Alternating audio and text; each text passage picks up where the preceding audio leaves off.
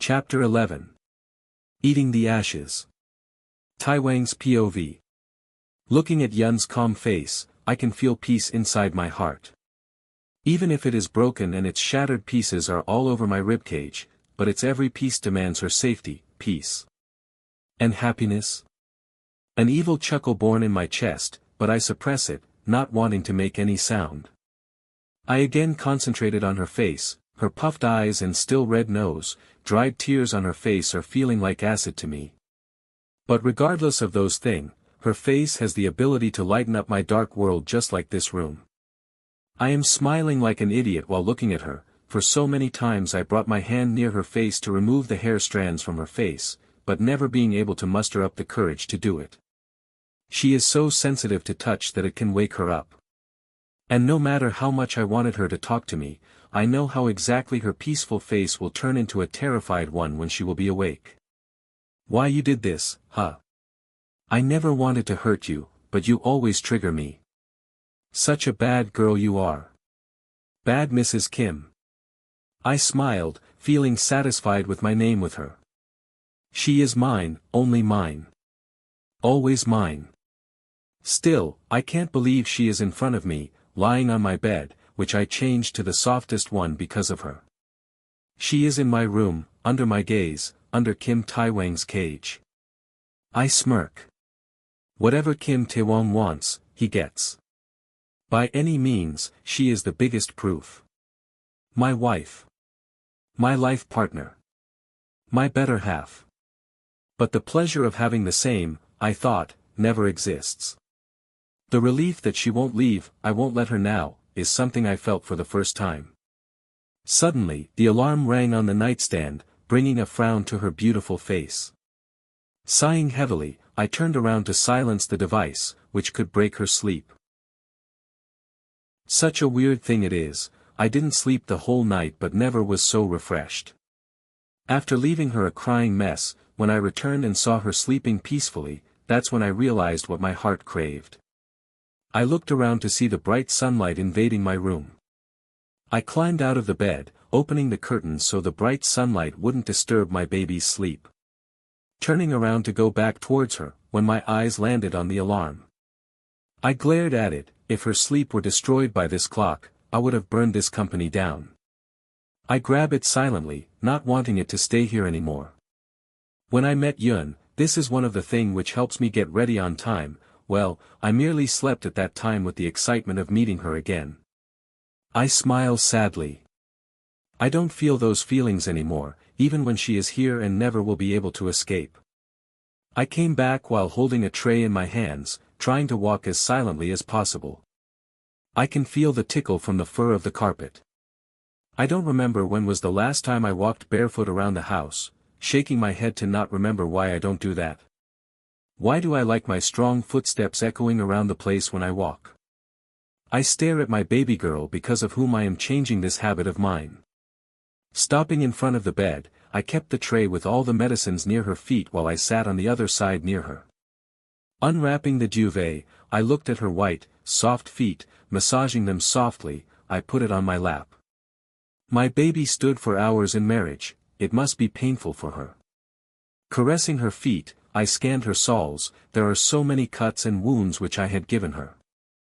I sigh in relief to see no new injury there. If there would be even one new scratch, I would have given the most painful death to that designer who assured those sandals wouldn't hurt her. I smirk, looking at her. You have no idea in what mess you are, baby girl. No idea how possessive I am. No idea what I can do to keep you here, in my cage, under my gaze, under my control. You are mine, only mine. I took the wet wipes for cleaning her wounded soul. I heard a soft whimper from her the moment I touched it. I smiled. She is real, not an illusion. Like so many of the past nights. You are my queen, baby girl. I will always cherish you. But suddenly my smile faded, remembering her actions in the past week. I am not yours, Taewang. I will never be yours. I remembered her words when she bluntly betrayed me. Blood started oozing from my heart. But you are mine, baby girl. The moment I set my eyes on you, you were destined to be mine. Destined by me. Words from the brain made me smirk. Stop dreaming about things you can't get, and I am one of them. Her hurtful words again echoed in my ears, but I shook them away. Looking at her. Now those things didn't matter, she is inside her prison for forever. Her painful hiss brought me out of my thoughts as I loosened my tight grip from her feet. I stroked it carefully before picking up the ointment. But you should always obey your king, because I will protect you from everyone. But who will protect you from me? I smirk, knowing her situation. Now I am again satisfied knowing I have rights on her, no one else has. Suddenly, I heard a loud sound on my phone. Placing her legs back, I ran towards my nightstand. Silencing the phone, I glanced towards my baby to see her brows knitting together because of the sound. What? I growl at the person. I swear, if this isn't important, he will pay for almost ruining her sleep. Sir, papers are ready. I sighed, looking at my queen opening her beautiful eyes and taking in her surroundings. Okay, I am coming. She looked at me as her confused expression turned into a scared one. I have some work, get ready, we will have breakfast together. She nodded, hearing my cold voice. I smirked before taking the tray and walking out of the room. No way I will be giving her any chance to hurt me again. You have to obey, baby girl. I will make you. I will never let you forget your place and what you did to deserve this. Yoon POV. Looking at myself, I took a deep breath, not knowing what is coming next. I know Taewang is angry with me, but last night he showed that I am nothing to him more than a trophy. He will keep representing his victory.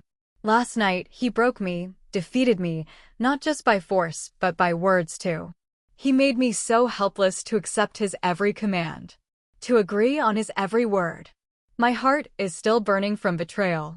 Betrayal, which Kai got because of me. It wasn't even a day before when he was ready to sacrifice himself for me, and I just gave up. Gave up on him. On me. Our love. Tears welled up in my eyes, remembering about him. How is he? He wouldn't have any severe injury, right? His condition flashed in front of my eyes when I saw him last time, his blood which flowed because of me, every groan he buried inside for me. And after all this, I just gave up on him. I just accepted that devil as my husband. Accepted? Did I really accept him? I shake my head. Not even in a million years. He is not my husband, and he needs to understand that he can take me for some time from Kai, but he can't snatch me from his fate. I am his destination, the end point. His end of the journey. Our end of the journey. Last night was Taewang's. He got his closure. He married me to prove every word of Kai wrong. He proved I am not someone he can't have. I am not an unreachable star but dust under his feet, and I accepted that too. But today should be my day. Today I want my life back. I can't spend my whole life here just because of a prank, stuck between betrayal and revenge. Looking at myself in the mirror in a t-shirt and lower, which is having his smell. This room, which retains his aura, is suffocating me even in his absence. I sniff my long-held breath, calming my heart, which starts racing with the thought of confronting him. Kim Taewang. The most powerful individual in South Korea. Will I be able to convince him? Isn't it beautiful? I flinched, finding him behind me. He back-hugged me, snuggling in my hair before taking a deep breath. I fisted my hands to control the urge of wiggling out of him. To do anything which can make him angry. We are meant to be together, he said while adoring us in the reflection. I can see softness in his eyes, while he is staring at us like we are a living paintings and mirrors a canvas. His eyes never spared me when he kept his chin on my shoulder and wrapped his arms around my waist. Now it's perfect, he murmured before closing his eyes. I am staring at his calm face, which is smiling while hugging me like a child who got his favorite chocolate in extra large size. That's right, this is what you are to him. Chocolate, which he is ready to devour the moment he gets the chance. My mind dragged me out of the water of false hope and through at the hot desert which is in my destiny. Tae. I gulped, wetting my throat.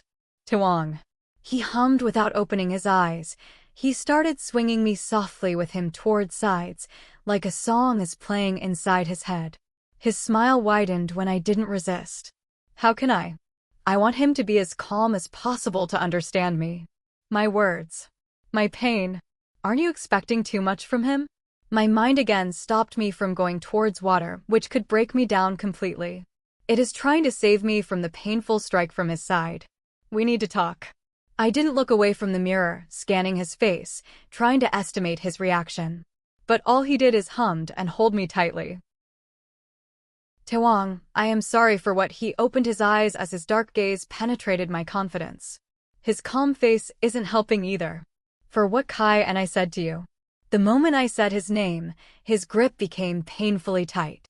Swallowing the urge to stop, I continued. I am not someone you can't have, and you proved us wrong. You took your revenge, you showed him that you can have me, even forcefully. But please leave me now, please, we will go somewhere you will never find. I screamed escaped my mouth as he suddenly turned me around while holding my shoulders softly. There is no corner of this world from where I can't find my baby girl. He said as tears started welling in my eyes. He isn't understanding what I am trying to say. You think I married you for revenge? He pecked my lips and chuckled. My innocent baby, I have so many ways to take revenge. I don't have to marry you for that. I would have kept you here and could have done whatever the hell I wanted, and no one would have been able to do a thing about it. He whispered near my ear. I closed my eyes tightly, but still tears streamed down. I would have chopped these hands which dared to slap me. He raised my hands softly and kissed them. I would have killed that loser and fed. Please, Tae. I opened my eyes to see the dark aura I didn't register till now arrived. His eyes are dark while he seals his lips like trying to come to a decision. But then it hit me. Cut me again, Yun, and I will cut you into pieces. His words from that day echoed in my ears. My eyes widened, realizing I messed up. Lowering my head for another shout, threat, but nothing. And this nothing frightens me even more. I almost flinched when a cold finger lifted my head, forcing me to face him. Continue, baby, then we will see how much you gonna pay. Please leave me. I tried my best not to stutter in front of him, but his amused smirk after my words is worse. I know something is coming, but I can't step back now. Try to understand I don't love you, I am not yours. Don't say something you can regret later. He cupped my cheeks and wiped the tears that never stopped falling. You don't have to love me, my love is enough for both of us. Dropping his hand, he hugged me tightly like I would disappear from his hold. But you're mine, always mine, only mine. I am sobbing in his cold embrace, frustrated with myself, my fate, and the man who is snuggling in my neck. Why can't I fight him? Why does he have to be a Kim? Why can't he understand? There are so many questions, so many regrets. I lost everything I earned with years of struggle in just days. And I exactly know how you will remember it. Mrs. Kim. His words ceased my heart as he dragged me towards the bed and pushed me slightly. I bounced on the mattress as the gray fear turned into dark black. What is he trying to do? But before I can react, a file is thrown in front of me. A pure black leather file with Kim's threaded in the middle in a golden color. Sign it. His tone clearly shows he won't tolerate any type of disobedience right now. But who does he think he is? I am not his slave to do whatever he wants. I picked up the file, opening it with my shivering hand. As with another, I wiped the flowing tears to get a better view. But I shouldn't have done that. I shouldn't have opened the file. It contains papers which will bind me to him forever. This is the proof that I agreed to this forced relation. This contains a marriage certificate. I closed my eyes, taking deep breaths, wishing when I reopen it, nothing will be the same. I am in my room under my cozy blanket, with sweats covered because of another nightmare. Yes, this can only be a nightmare. Reality can't be this cruel. Here. I saw Taewang offering me a golden pen while my eyes were stuck on his eyes, finding any type of guilt, anything which can help me release me. But nothing. There is nothing other than utter blankness in his eyes. Keeping the file back, I took a deep breath, shaking my head. I can't. I won't. I will not betray Kai anymore. The guilt is unbearable. Are you signing, or do I have to make you sign in my own way? He glared at me. I wiped the last tear from my eyes and stood up in front of him like a wall. Wall between him and our love. The wall which he will never be able to invade like my life. Your way? You mean threatening and forcing? He raised his brows. Maybe shocked by my boldness. Don't forget who you're talking to. I can see his fist formed from controlling anger. Oh, I know, I am talking to the Kim Taewang, I mocked him. Is this how a Kim treats women? I don't know what got me, but his furious eyes aren't sending shiver to me anymore. Yoon, you should be more. He took a step towards me, but I pushed him. He stumbled back with my sudden strength. Is this what your mother taught you? His eyes turned bloodshot red, but this didn't stop me from calling my misery further. Is this what your father did to her? Enough. His demanding tone roamed around the room, making me shut up immediately. He took fast steps towards me. Before I could step back, he gripped my elbow tightly, jerking me forward. You don't know when to shut up. Huh?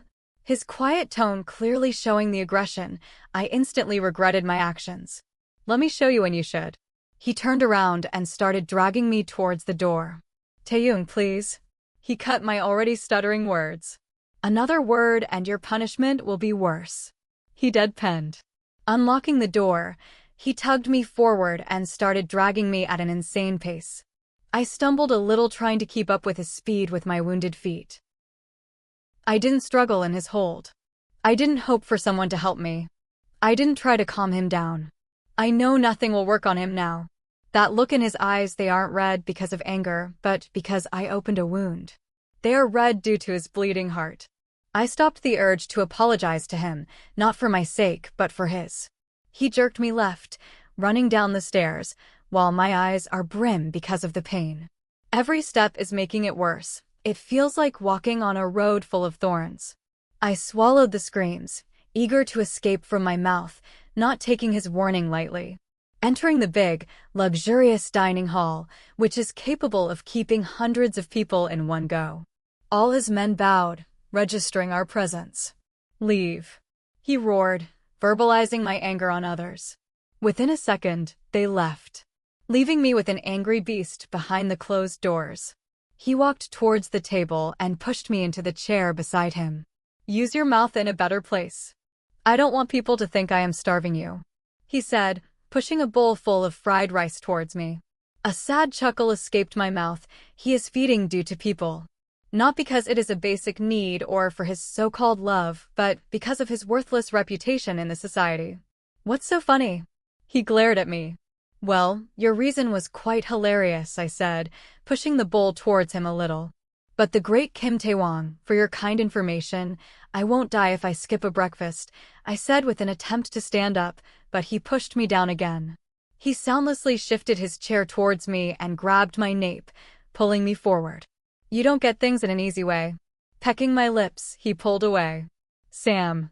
Within a second, Sam bowed in front of us. No one is going to eat anything today, he commanded while his eyes were stuck on me, telling what I did to all of them. Okay, master. He bowed and was ready to leave when Taewang spared me from his blank gaze. And bring a file from my room. My breath hitched from fear, but soon turned in fury. You are such a monster, I exclaimed. I am more than that, he said like it's the most normal thing. Now eat. I looked away, being frustrated with his calmness. How can someone be so calm after ordering his workers to starve? I am really not hungry, I said, glancing at the bowl. But then a dark chuckle broke the thick tension between me and the owner of this mansion. It's funny, you still think you have a point to say. He holds my cheeks, squeezing them to open my mouth. A spoon invaded my mouth as the next second, my taste buds started recognizing the spices. Let me remind you the first lesson. Listen, obey, and serve. He caressed my cheeks with his thumb, while a creepy smile appeared when he said serve. I swallowed the food, but it didn't taste better than ashes. Yeah, I am eating ashes of my freedom. Of my choices. Good girl. He patted my head like I was a brat whom he tamed. I ate, swallowed my whole food as fast as possible under his gaze. My every bite, every swallow, every sip of the juice he served is watched. His gaze was rather soft than before. I could have read him if only I had the time. Every time I am close to knowing what's in his mind, he snaps me out. It's kinda intimidating knowing he knows so much about me in so little time. Gulping the last bite, I looked at his blank face, wanting me to throw up instantly. How did I endure his blank face this long? He is a totally different person from the last 3 days. There used to be a few glimpses of old Tay, but here he is either dark or blank. I am done, I said, preparing myself to bear the pain of my feet. But soon I felt his hand gripping me. Not so fast, baby, he said, getting up and walking behind me. You need to clean the mess you created before. He licked my earlobe as deadly words escaped his mouth. And I sat there frozen like a criminal who is waiting for its punishment. So tell me, baby girl, are you going to sign it now? I shook my head, not being able to bring out words. I flinched when he bit my ear before pulling away and clapping his hands. Doors slightly opened, revealing a man. Bring another bowl for Mrs. Kim. His order made me turn around. Wait, what? No, please don't. I almost yelled. But the man bowed and walked out like I hadn't uttered a word. Did you really think they would go against me? He mocked me. They all are deaf. I am the only ear which can hear you. I pursed my lips. I felt so humiliated. How can he make me so helpless? Please, Taewang. I stopped as I had nothing to say which can convince him. He sat in front of me, looking at me amusingly. After waiting for a few seconds, he broke the silence. Come on, plead a bit more. Maybe I will think about it. I looked away, not wanting to satisfy his ego while showing my dropping tears. He never spares a chance to show me how weak I am. His man placed another bowl in front of me, a bit bigger than the last one. I am staring at the food, which is smirking at me like the devil. I don't have the whole day, baby girl. Start eating, he said.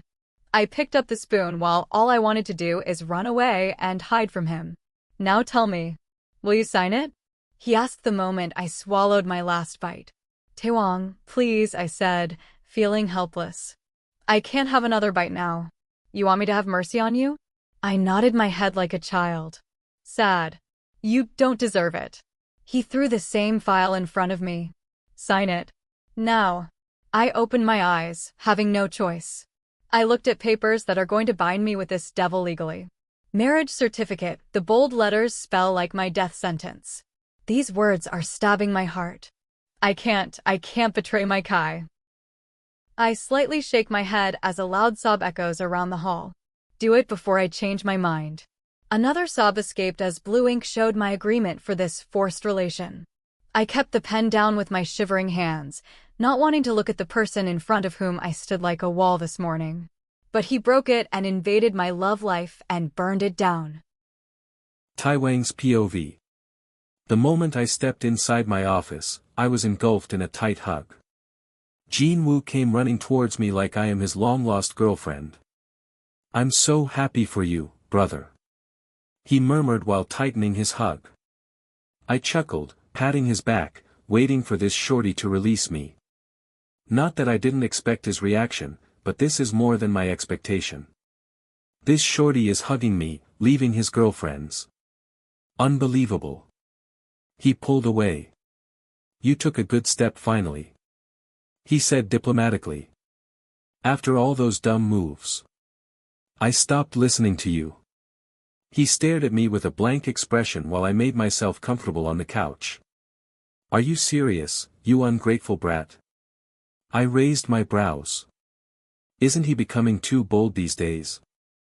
I am the one because of whom she is still with you, otherwise, you would have scared her on the first day. I rolled my eyes, picking up the glass of water. While murmuring to himself, he went towards the bar. You know, you should stay away from Hyung's, I said, walking towards him. They are affecting your short brain. He glared at me before pouring an old red wine and gulping it down. You didn't even celebrate with me, he said again, hugging me. I laughed. He is really happy today. Well, why shouldn't he be? She is the first one who came out of that house alive. No screams, no blood, no death. She walked out of that house as if she owned it. She broke the curse of that land, but cursed me now. He walked away, sitting on the bar's chair. How is she? My smile faded as a smirk replaced it, remembering her disobedience and scared figure. She is still a brat, no worries, baby girl, we have a whole life to make you obedient. You aren't torturing her, right? His concerned voice brought me back to this annoying office. I look back at his glaring eyes, with my raised brows. You want more work, Jin-woo? Shaking his head, he gulped down another glass. God knows how can he drink so much after being the smallest. This isn't the answer. She is paying for her sins. I declared, sitting in front of him. For God's sake, can you stop forcing someone for once? He took deep breaths as my eyes turned dark. Was he happy for me or her? Make her comfortable around you. Give her some time and freedom. My dark chuckle roamed around the room as the atmosphere became thick due to tension. Freedom. She doesn't have this kind of thing in her life anymore. I got up, not wanting to continue the conversation. She is my wife, I know how to deal with her. Caging her in the mansion won't get you anywhere.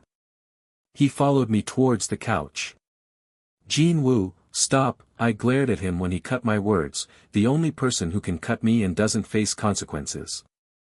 Tae, all I want is you to not regret it later. I nodded, understanding his words. Start her classes, give her time to accept this relation. I was about to protest when he added.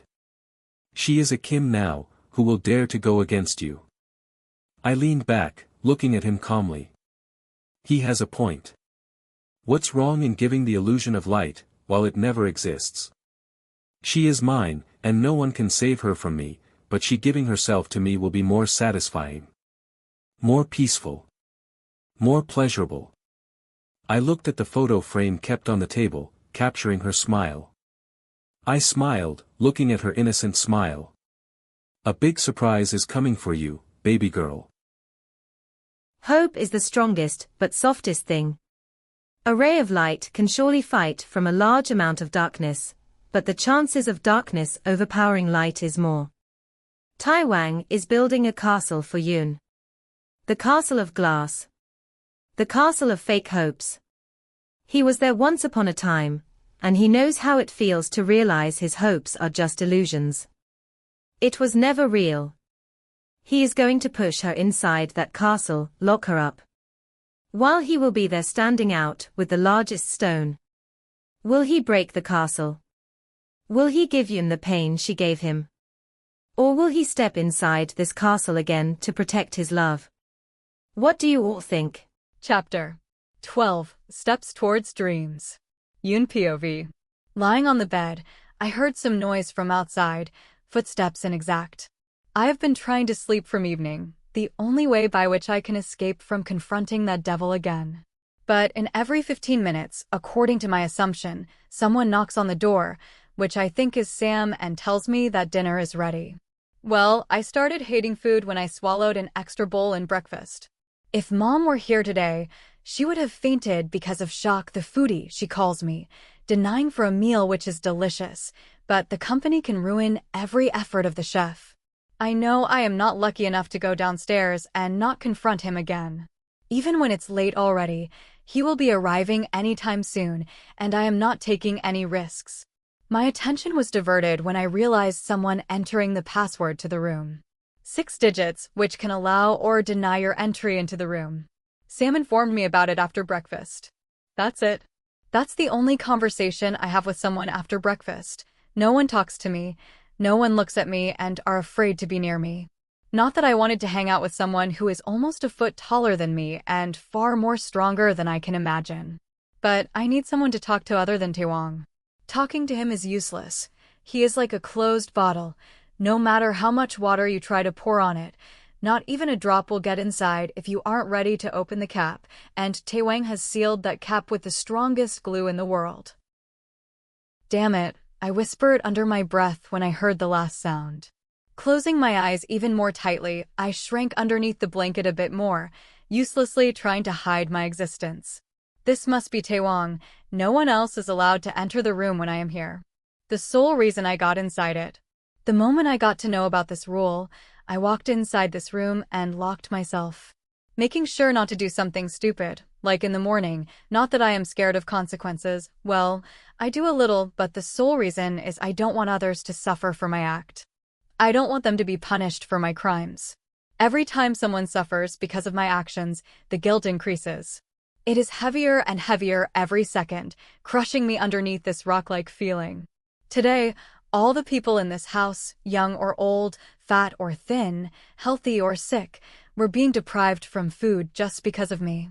I should have known he wasn't joking around when he stated the rules last night. My body stiffened when I heard the click sound of the door unlocking.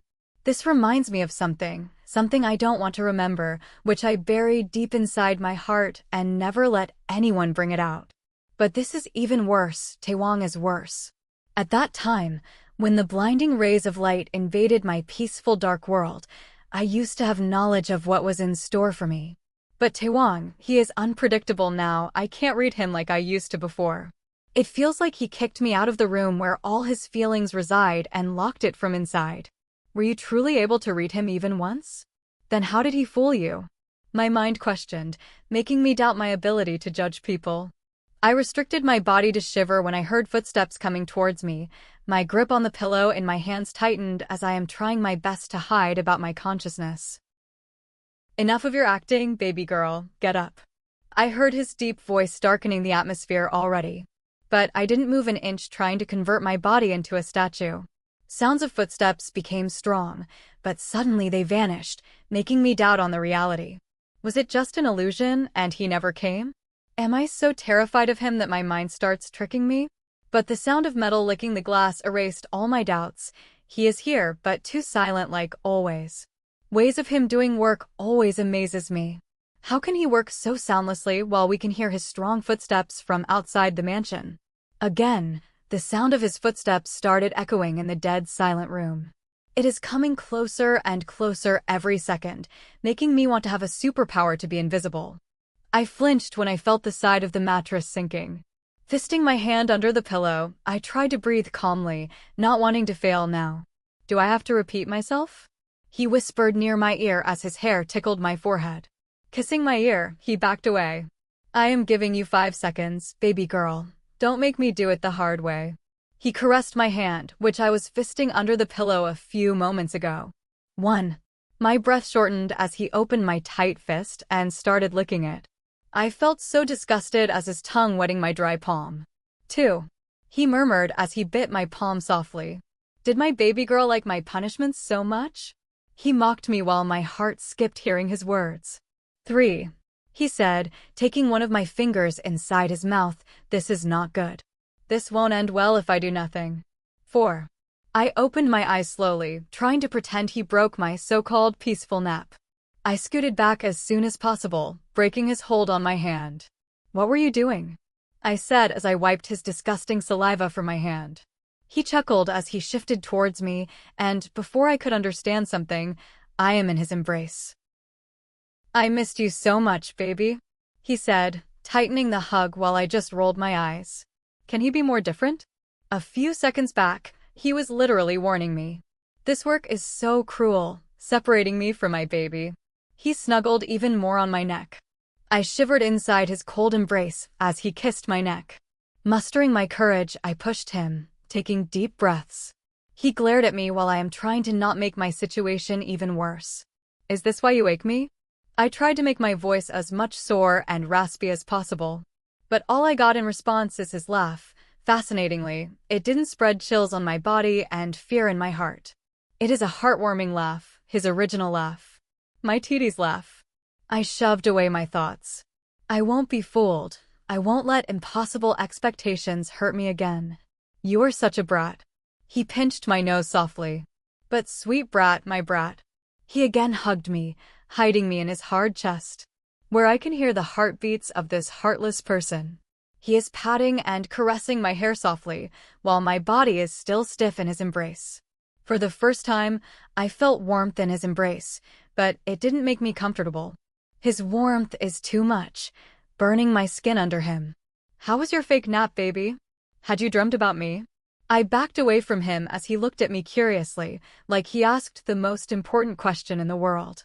I tried to keep my composure calm, not making it obvious that he caught me red-handed. Nice way to wake someone without a reason. I tried to shift the blame to him, but it seems like he isn't ready to buy it. If you're done, don't wake me up again, I said, ready to lie down and end this day a bit more peacefully. But the devil in front of me isn't eager to provide me some peace.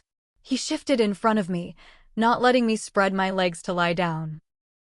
Really? He said, raising his eyebrow, challenging me to continue my act. From where did you get the guts to lie to me? He said, crawling near me as I just scooted back, trying to make the same distance. But this isn't working. He has full intentions of intruding on my personal space. I was ready to get up and run towards the door. That's when a scream escaped my lips as he pulled me under him. He stared into my eyes with blankness. The softness existed inside them a few seconds ago had vanished. I put my hands on his shoulders, trying to make some distance between us as he leaned down near my ear. Lying comes with a cost, baby girl, which you won't be able to pay. I am closing my eyes tightly as he licks my cheeks like I am an ice cream. A shiver ran down my spine as an alarm of warning started ringing inside my head. I need to stop him before he gets engulfed more into these activities. He didn't force me last night, but that doesn't mean he won't do it today. Staying with him feels like lying on a table above which a sharp blade is moving like a pendulum. If you are late to get up even for a second, you will be in pieces. Are you whole now? Aren't you in pieces already? I instantly opened my eyes, staring at the ceiling as a breath stuck on my chest, a breath of fear which I unknowingly inhaled. Exhaling the polluted air, I concentrated on what Taewang's doing. It's better to suffer in reality than in imagination, because after an extent reality stops, but imagination has no end. It's a precious gift or a dreadful curse. I gulped hard, realizing he is staring at me, still with a blank face. His lips were wet and pink while he is trying to dive inside me through my eyes. I looked away, blocking his way to invade the path I kept secret from everyone. The secrets I am not eager to spill even when they're eating me alive. I am not lying, Taewang, I was really sleepy. My leftover words muffled inside his mouth as his lips started devouring mine. I tried pushing his shoulders while tears brimmed in my eyes. Trying my best to get away from his burning lips, that's when I felt pain blasted inside my mouth as metallic taste covered my taste buds. That's when I realized not only his lips, but his teeth are also devouring my mouth. I started punching his chest with my weak fists as a loud sob roamed inside our mouths. Your lips are the best thing I ever tasted, he whispered as his tongue is licking my lips. He reared back, looking at me with an evil smirk. I rubbed my lips, making them bleed more, but I don't care. I wanted it away from me. His touch. These memories. This fear. But soon enough, I heard a TSK, and in another second, I am in the air, or more specifically, in the arms of the person I despise with my whole heart. Don't hurt yourself. Am I not enough for that? I brought my hands down when I heard his scary but mocking tone. His gaze never spared me while his strong footsteps echoed around the room. I looked away, trying to calm my racing heart. Fear is running in my blood, sweat and tears covered my face. Where is he taking me? Questions roamed around my head, but I didn't dare to voice them. Suddenly, his dangerous steps halted and his knees unbuckled. His hard body started sinking down on the couch as he placed me on his lap like a doll. I looked into his blank eyes with my teary ones. Why does he always have to show me that I am still vulnerable, still weak? Why does he remind that he can do anything with me, with or without consent? I know my baby can't sleep with an empty stomach. He kissed my forehead, reminding me of Kai. A tear dropped from my eyes, missing his warmth and secure arms. His attempts to make me safe. His successful tries of making my life as beautiful as a dream. But the cruelty of life hit us like a stone, breaking our dreams. I looked forward, hearing the click sound in front of me, taking in a large tray full of food. Taewang bent a little, making me tilt forward to hold a bowl of soup. Open your mouth, baby. He brought a spoonful of soup in front of me. I turned my face. I am full, I murmured, but to my misfortune, he heard it. The spoon went back to its original place as a tight grip ripped my face towards him. You are not. His other hand caressed my stomach. But I will always keep you full either with food or an evil smirk pasted on his lips. My heart skipped a beat, understanding his words. My hand lashed out at his, trying to release my face as his eyes showed the most disgusted emotion. Lust. He brought the spoon in front of my mouth again. Stubborn? Or powerful? Or dangerous? Whatever it is, I don't want to test it right now. I am too exhausted physically and emotionally. How funny it is, once upon a time, his presence boosted my energy, and now no one can drain it faster than him. Opening my mouth, letting him pour the spicy liquid inside.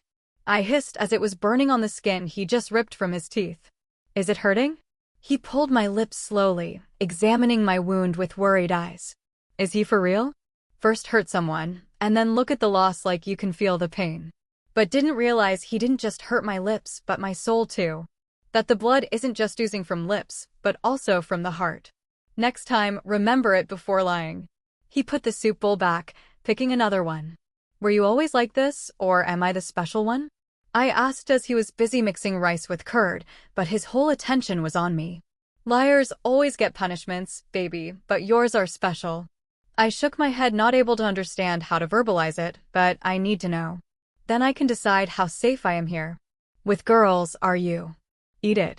His eyes darkened as he gave me the bowl, and for the first time, his eyes avoided mine. The air of the room thickened as I noticed his short breaths and clenched hands. I don't understand what's up with him suddenly, but I don't want to push it either. For my own good, precisely. Finish it and sleep. He got up, picked me up, and, making me sit on the couch, he turned towards the door. There's a surprise for you tomorrow. So rest well. I almost dropped the bowl as my mind processed his words. No. No. Please. No surprise. I wish time to stop right here, right now. My heart is racing with fear. Last time when he planned a surprise for me, I had to clean a flower path in that ridiculously heavy dress. Now what? What did he plan this time? Taewang POV. Looking at the clock for the nth time, I stared at the door which separated my baby from me. I sigh, it's not I am waiting for long, but time slowed down. My baby never wasted her time on these things.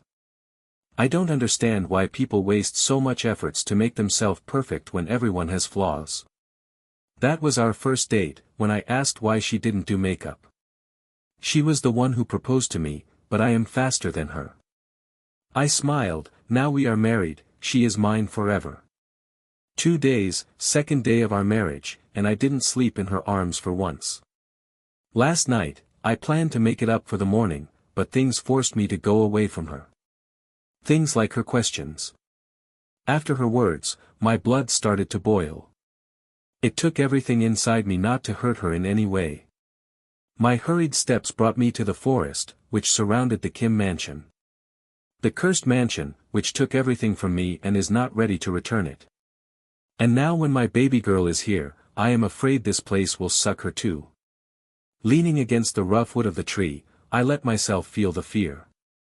I unlocked every padlock on the door, which kept fear and pain away from me. I let those dark emotions rejuvenate its strength, I let the thickness of them suffocate me. Craning my head up, I looked at the dark sky, without moon and star, just darkness. Soon chuckle escaped my mouth. Chuckle, which is darker than the night, which can make anyone shiver as I closed my eyes and let my soul absorb every type of darkness. I let myself remind why I am the most feared Kim. Why I am a devil. How I earned the place I am today. Hearing a click sound, I looked towards the closet, which is filled with the finest dresses of best designers, best footwears, and most comfortable hoodies for her. I will do everything to make her comfortable here, in her new home. Where she's gonna spend her whole life. A smile invaded my expressionless face, looking at her all fresh and beautiful, the air in the room lightened because of her presence. My heart felt peace looking at her, but soon it disappeared. She hissed while taking a timid step towards me. She doesn't want to come towards me, I can feel that. After what she did, she always attempts to run from me. All unsuccessful attempts. I sighed regretfully. Did I scare her that much? Well, not my fault completely, right? I got up, forwarding towards her, my heart clenched, watching her face turn pale because of fear. But it didn't stop me. Before she could say anything, I lifted her in my arms. Her feet must be hurting. My baby isn't healed completely. Should I postpone it? She tried to wiggle out from my arms. My heart swelled with happiness. Oh, my strong baby, still trying. That's what is different in her from others. She could be scared to death but won't give up. Her spark to fight is what attracted me. Shoo, it's okay. She looked at me with teary eyes before looking away. I will make her comfortable with this house, but she needs to make herself comfortable with me. The sooner she understands this, the better for her. Or what? Will you hurt her? Will you do what you did to her? She is also a betrayer at the end. Please, I love you, I really do. Shoving away those unwelcome memories, I looked at my baby. I will never do that to her. May she be a betrayer, but she is not bad. She is not her. I put her on the bed carefully, but she tried to scoot away immediately. But too bad I held her near me. For how long are you going to run from your fate? From me? I was a bit hurt. Forced fate. She replied. Taking a deep breath to control myself, I glared at her. I need to do something about her big mouth. But not today. There is something else on her plate today. Stay here, I said, demandingly releasing her arms. I walked out. The ride is silent, not peaceful, just silent. No one said a word from the moment we drove off the mansion. She was looking out of the window all the time, while I was just stealing her glances from time to time. Well, this is better than the last times, at least this car is not echoing with her scared and helpless sobs. My heart pinched thinking about her crying. Why it is so hard for her to accept me. To accept this marriage. To accept my love. My grip on the steering tightened. She has to accept whatever I give to her. Otherwise, I will snatch everything from her. Don't walk around too much, you still need rest. She glanced at me and nodded, then turned back towards the window. Which did nothing good than increasing my anger. She rarely said anything from the morning, making me impatient. I need my regular dose of her soothing voice. And don't get too close to anybody. I again tried. She turned towards me as her eyes sparkled with hope, but still she just nodded. But my patience exceeds its limit. Grabbing her arm, I jerked her towards me. Words, baby.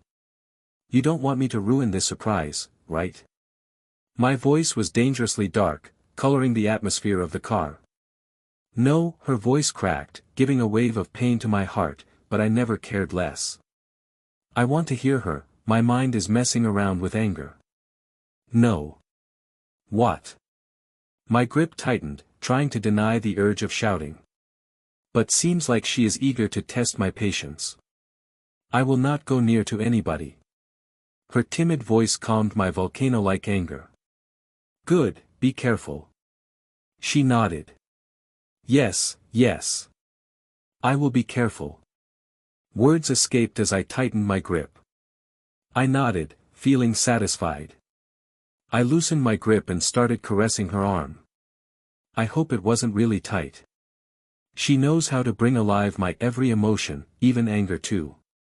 Stopping my car, I turned towards her with a wide smile, waiting for her reaction. It is peaceful in the morning here, the blessed place where I meet my blessing, my baby, for the first time. Are you serious? She said while stuttering, but her voice can tell the excitement she has. I can continue my studies. She looked towards me with teary eyes. But those tears aren't acid to me but ice-cold water to my burning heart. I breathed in peacefully, while a tear dropped from her left eye. I cupped her cheeks softly, wiping tears. No one can come between your dreams, baby. Not even me. I said, trying to express everything for her in my tone. Thank you. She said, and for the first time after our marriage, I saw her smile. She smiled with tears, showing how much happy I made her. Releasing her, I unlocked the side of the door. Her smile widened, thinking I opened her gate of freedom, not knowing this isn't a real gate. See you later. She was about to climb out, but I pulled her back softly. Don't try anything stupid, I said as softly as possible, not wanting to ruin her mood. Stay away from boys, especially from him. If you want that loser to study here. My words were glued inside my mouth, as I didn't want to erase that smile. She looked down when I mentioned about him and murmured a small, yes, and walked out. Gazing at her timid figure walking towards the university's building, I smiled. She should be more bold and confident now, not the other way around. She is so innocent, don't even know the amount of power she holds. No one can harm her. I settled everything. Every male professor is replaced. No boy will be around her if they don't want to die.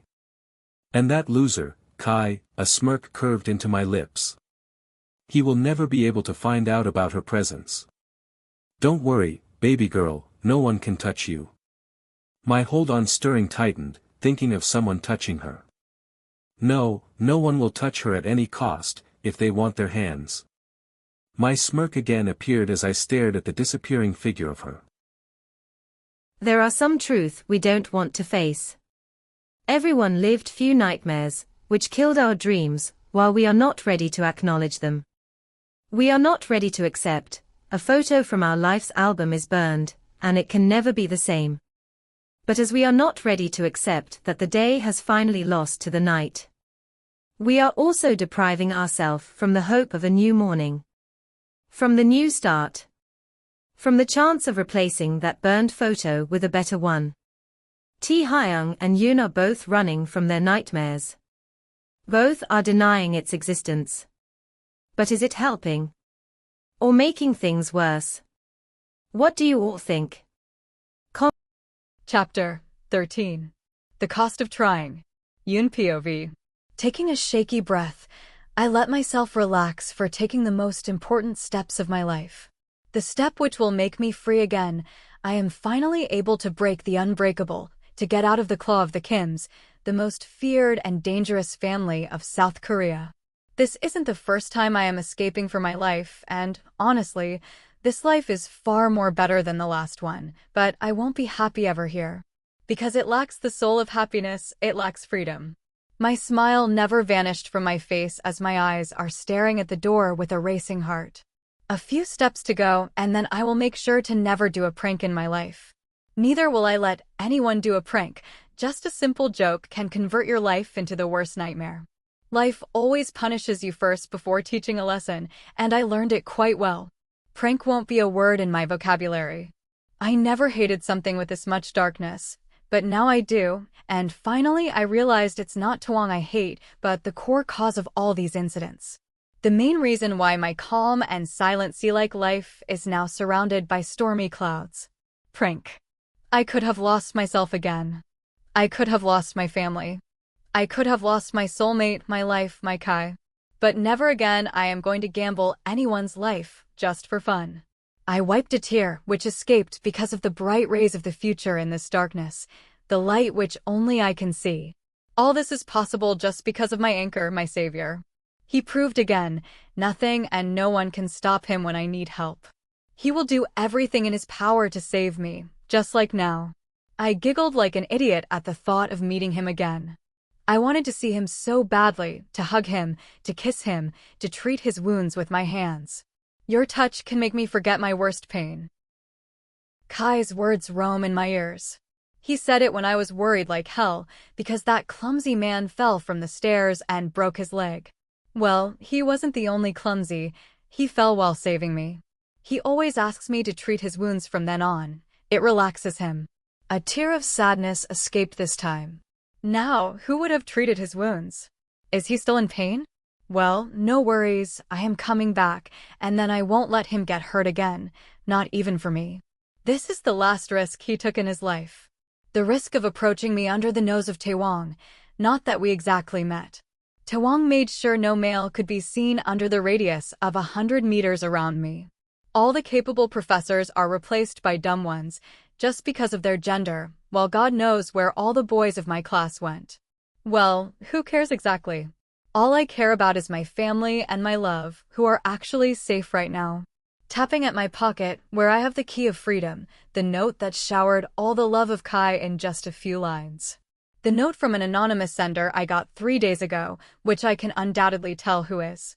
Who dared to slip it inside my locker secretly, who is so eager to save me that he risked his own life. Your white horse at the end of the forest, after 3 failures, is waiting for a sunrise. I am so thankful that we created a code language in our childhood. I never thought it would be useful like this. It can save my life. My eyes are sparkling with hope while I am staring at the back door of the mansion. It was so hard to reach here. Every step I took, the fear of being caught sank like a needle in water. The slightest sound was echoing around the dead silent mansion, capable of giving me a heart attack any second. I released a breath of relief. I was holding while remembering that dreadful journey I covered at this moonless midnight. I tried to take every step so silently that the person blessed with rabbit ears can't hear it. But my heart stopped when that vase was about to fall and expose my plan. But I was fast enough to not only save that antique piece of art, but my plan too. The best part is the absence of Taewang tonight.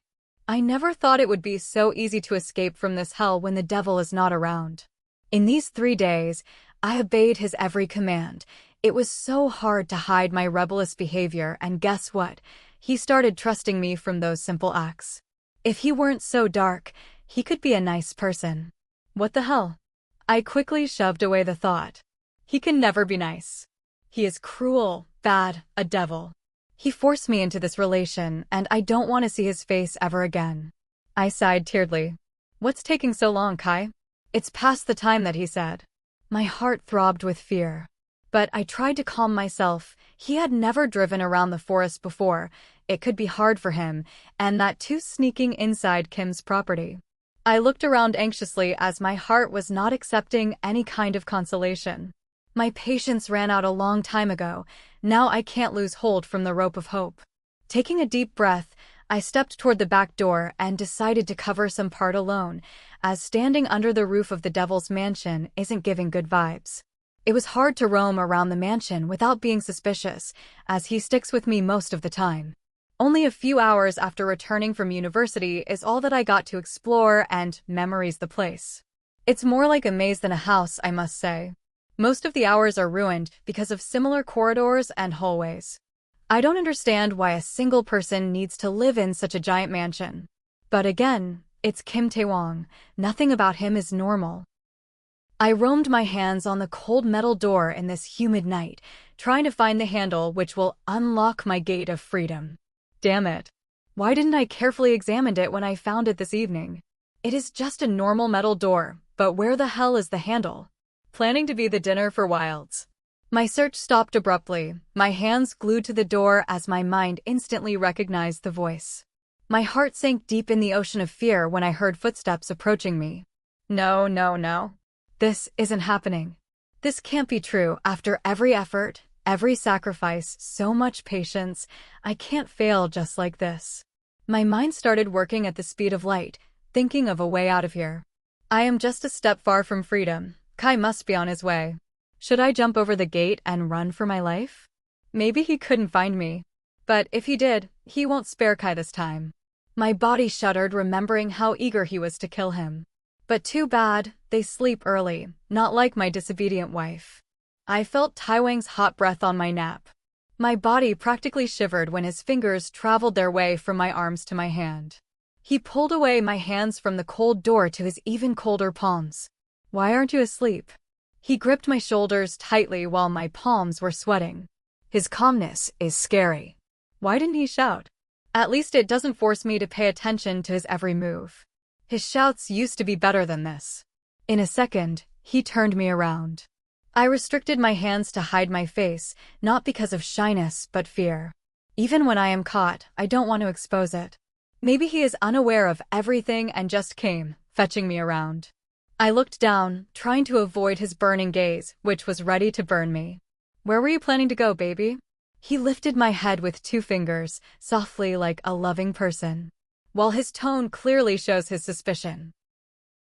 I am not going anywhere, I said as confidently as I could in this situation.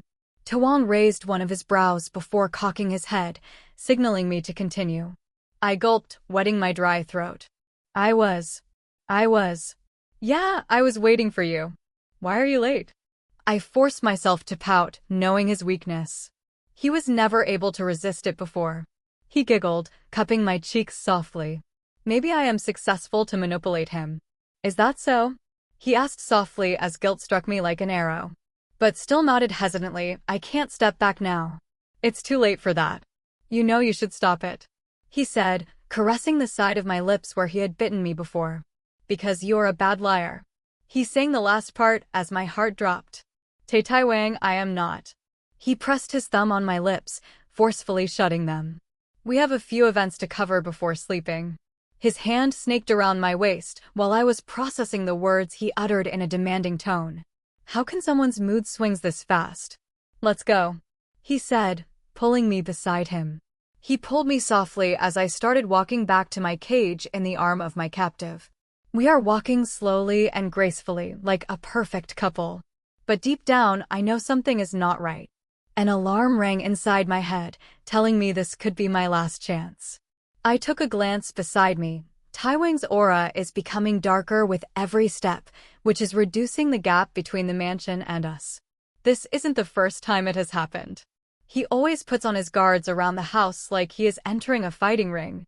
His grip on my waist started tightening. I gasped entering the hall. Every guard, every person I saw here working is present, bowing to us like slaves. Taewang pulled me with him as my feet were rooted to the floor. He gave me a smirk as his fingers pierced my flesh. I can feel the possessiveness of his when I am around men, even his men. Everyone stood there ramrod straight as their heads were down, like they would be beheaded if they looked at us.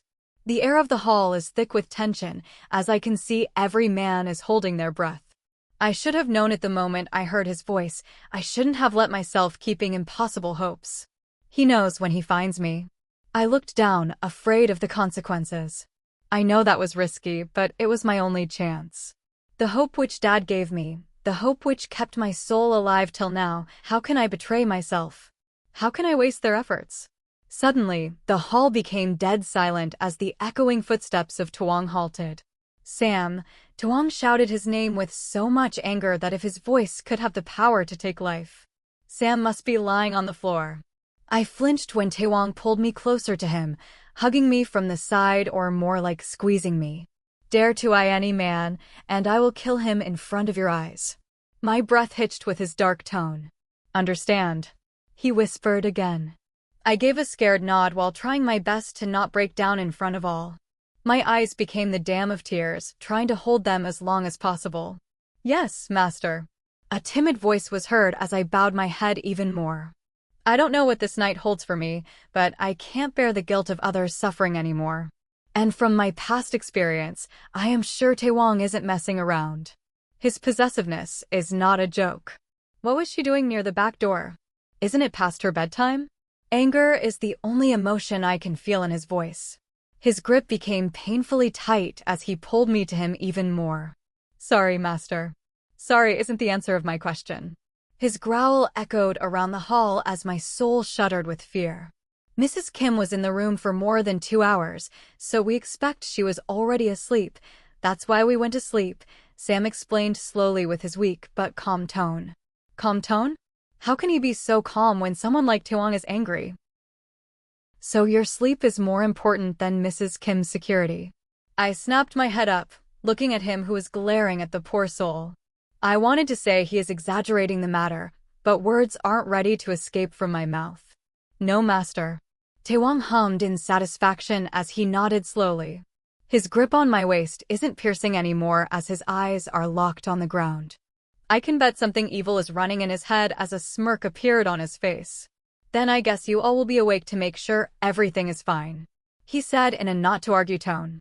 No, Tae, they're not. I gasped when I felt him kissing my earlobe. I tried to wiggle out, but that's when I realized he back-hugged me. "Shoo, baby girl. You will get your turn, and I expect good answers from you." He snuggles in my hair. "If you don't want to make this night worse." I bowed my head down as a tear rolled down my cheek, telling me I failed miserably in front of all these people. Even when I know no one spares a glance at me. Still, it hurts to know that I am living with a person who never misses a chance to make me feel weak. Who never loses a chance to humiliate me. "Yes, sir," Sam replied. I wiped my lone tear as I sniffed silently. I know I can't escape from whatever is coming next, and I also know it will be far from my imagination, but still, I have to accept it even when I don't think I deserve it. If he can do this to the people who aren't at fault, what is he planning for the main culprit? I gulped. Good. I felt Taewang releasing me from his cage-like hug, but another second took my wrist in his tight grip. Telling no matter what, he isn't going to set me free. His actions and words both are screaming his cemented decision to imprison me. He started walking towards the stairs while pulling me. His pace was slower than when he pulled me last time, when he was angry. Is he not angry? Did he forgive me? "If you don't want to make this night worse." I turned around as his powerful footsteps echoed around the dark room, confusing me about his current position. Then suddenly the room became dead silent. So silent that I can hear my heartbeats as clearly as someone can hear with a stethoscope. My hands started shivering as adrenaline rushed inside my body, releasing my sweat in a fully conditioned room.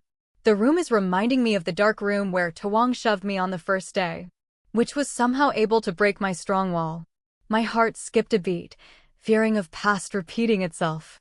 Darkness was once used to be my best friend, my savior, but Taewang snatched it from me the day he took my freedom. He showed me the other side of darkness, something I wished I had never known. Suddenly, something flashed on the front wall. Video of a man, who is hanging upside down, struggling with the ropes as his mouth and eyes are also tied. My heart skipped a beat with the dreadful scene. It took me a few seconds to recognize the person struggling from the ropes, but then my heart stopped. "Kai." The only word came out of my lips. I tried to step closer to the screen to make sure he is not Kai, but before I could take another step, I am pulled back harshly, making my back slap a hard chest. "Still choosing this loser over your husband," he said, gritting his teeth as he captured my hands at the back like a prisoner. "Kai." "No." Horror filled me when realization hit me. Kai is under Taewang's control. All the worst thoughts came inside my mind. "Taewang, what is he doing here?" I asked in a confused tone, pretending of not to know anything.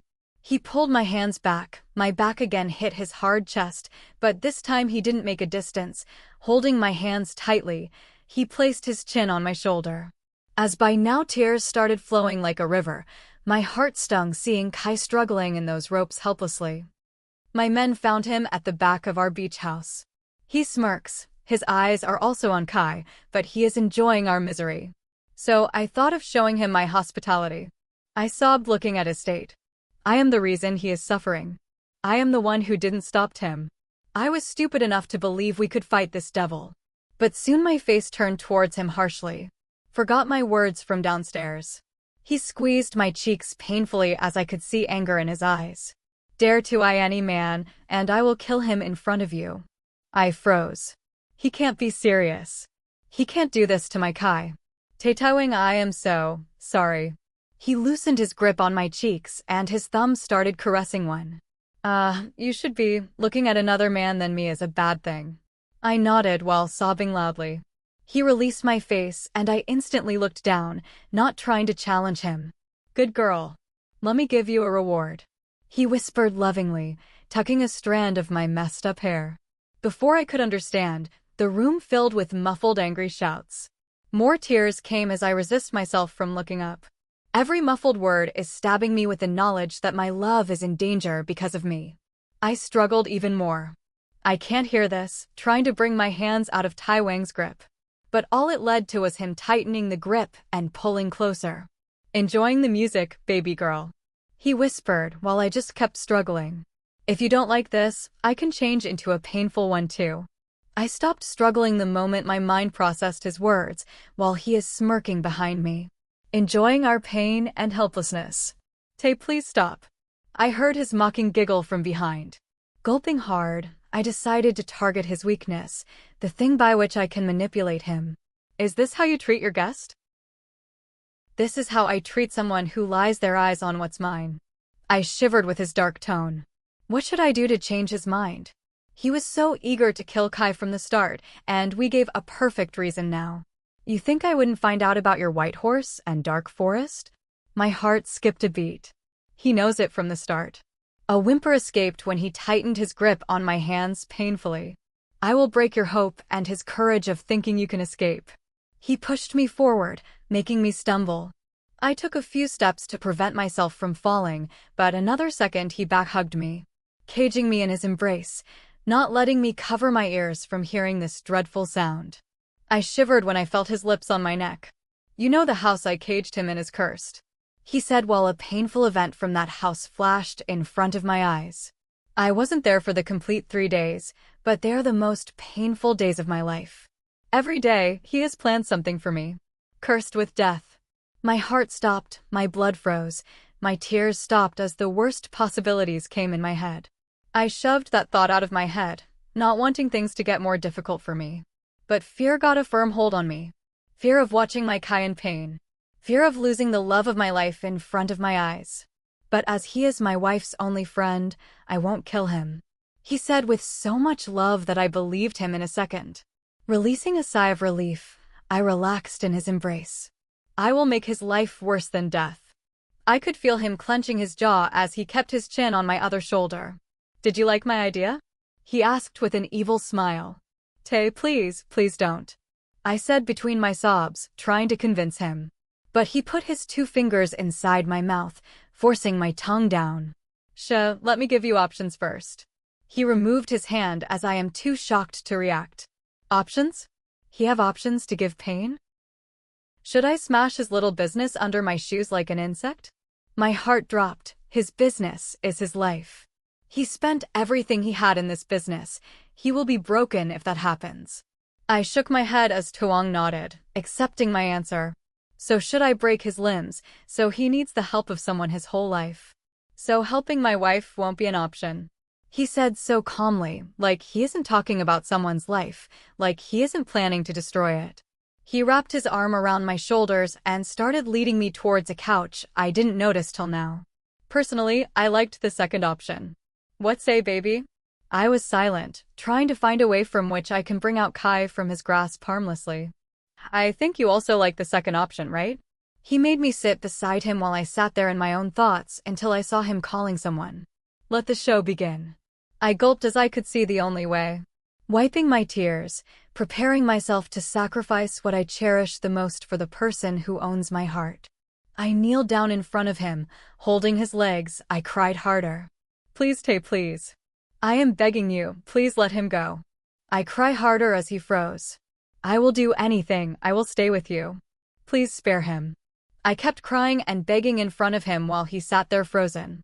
Hope tried to lighten my heart, but soon it vanished when he kicked my hands away. I cry loudly as he holds my chin, making me look at his dark orbs. Every emotion from his eyes is replaced with sheer anger as his hold tightened.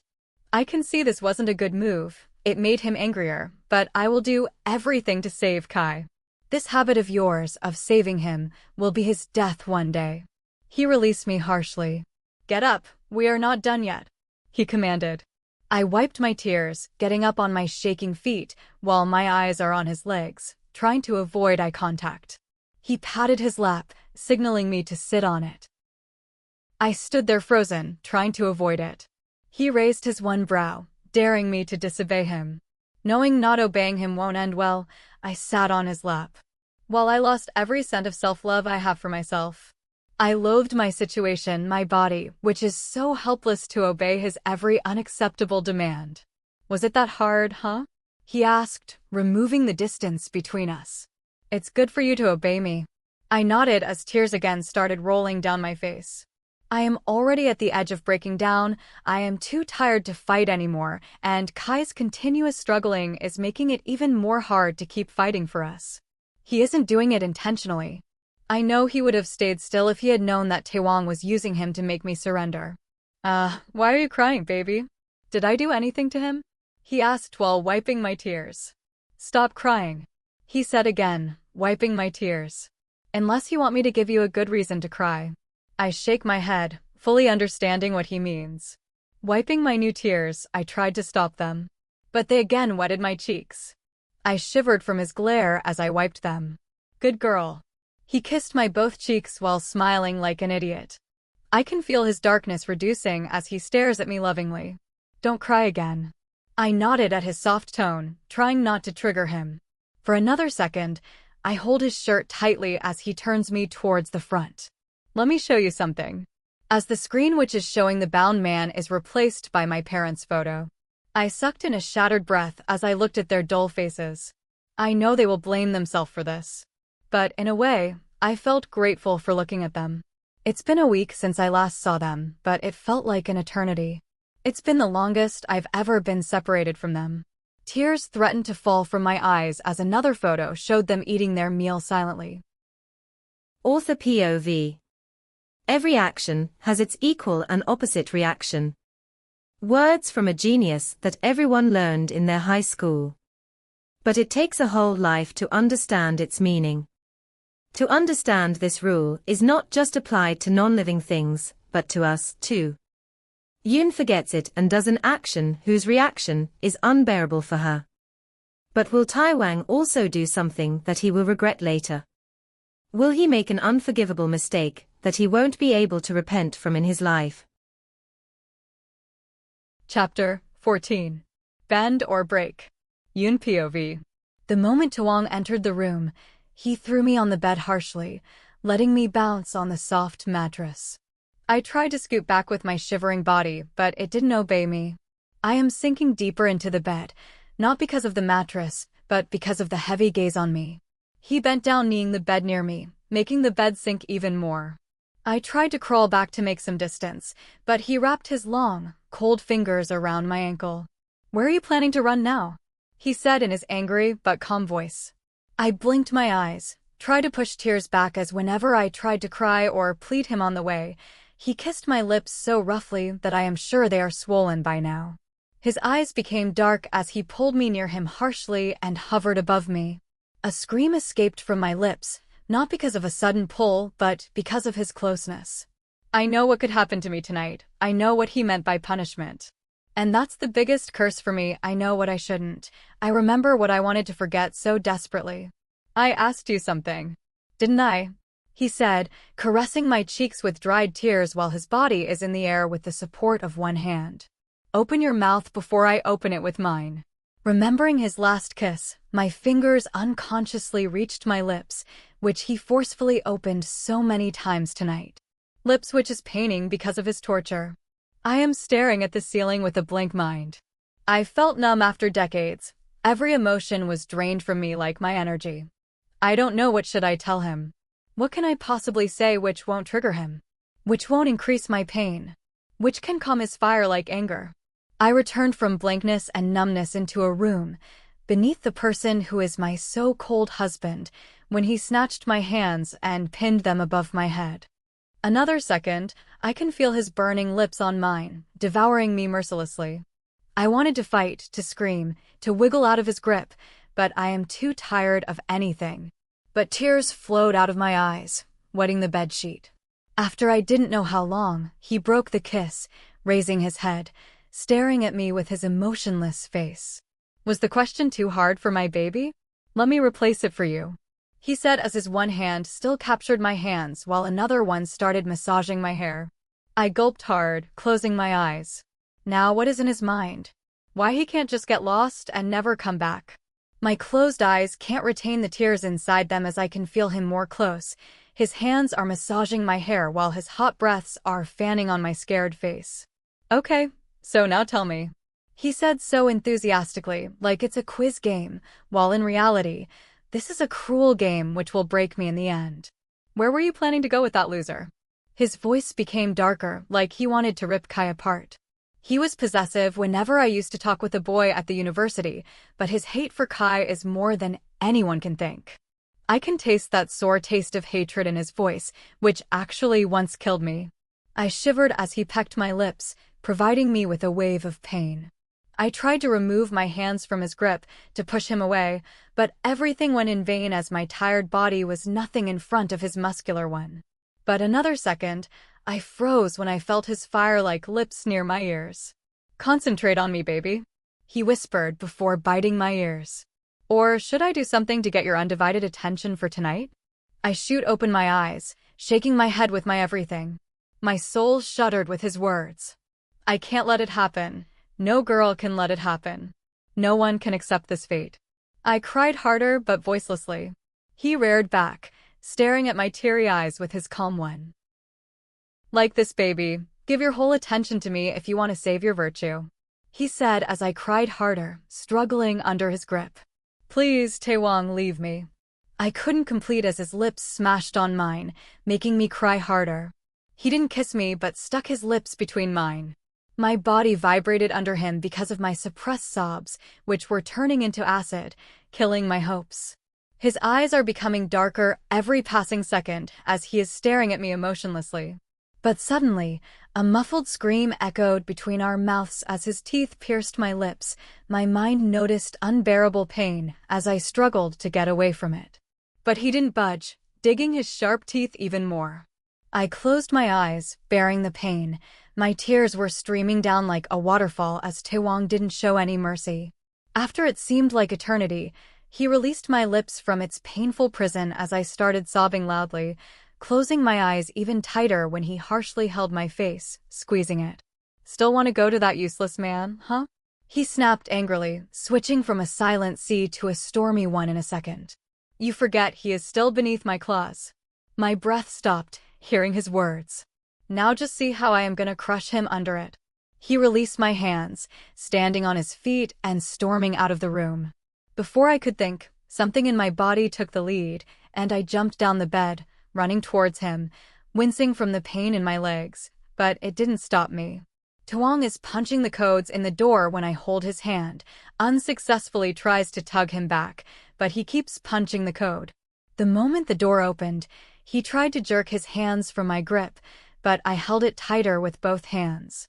It's not just about hold, it's about the life of Kai. "My Kai, what the hell, Yun? Get away before you regret," he said angrily. I shook my head like a child and snaked my hands to his arms, tightening the hold. "Please, Taewang, don't do this." He tried to jerk my hand away, but I stepped closer, holding his hand tighter. "I won't say that again." A sob escaped because of my further words. "I won't run away. Please, please," I begged him with all my might, hoping that at some corner of this soulless devil resides a heart. At least a small part, even an inch. So he can feel my pain, he can understand my situation. But another second, I shoved those thoughts away, tightening the hold even more. Hopes motivate you to fight, but fake hopes can destroy you. I won't let him destroy me. He sighed disappointedly while his stiff hands relaxed under my hold. I looked up to see his blank eyes looking at me from head to toe. He again released a deep sigh before stepping near me. I forced my feet to stay on its place. From earlier, I know anything can trigger him, and I am not taking that chance. Before I could understand, he lifted me in his arms. I suppressed the urge to wiggle in his arms. I stared at his emotionless face, which was staring the front while walking as strongly as always. I never felt like I am with my Tay-Tay. He was never numb to anyone's pain. I remember how my tears used to affect him. "You should be careful, now see what happened," he said in a concerned voice as my one hand is on his shoulder. I stumbled a bit while fisting his sweater from the hand which is around his shoulder. This is the first time I let him touch me, as I was unable to walk with my bleeding knees. So why not take help from someone you trust rather than a complete stranger? "Stop lecturing me. This is the 10th time you are telling me this," I said, feeling irritated. It isn't a week of our relationship, and he is sticking with me like glue. It won't reduce my pain. I wish I could. I looked at him, not understanding what he meant. "I could take every pain of yours for myself." My steps halted at his sincere voice. I saw a tear roll down from his cheek as he is staring me. "Please be careful. I can bear any pain except yours." His voice is as deep as his words. My stopped tears again started flowing as I hid myself in his chest and cried. I cried for fear? For pain? Or for guilt? I don't know, but my tears aren't ready to stop. I sobbed loudly, trying to calm my soul, which is under the weight of an unknown burden.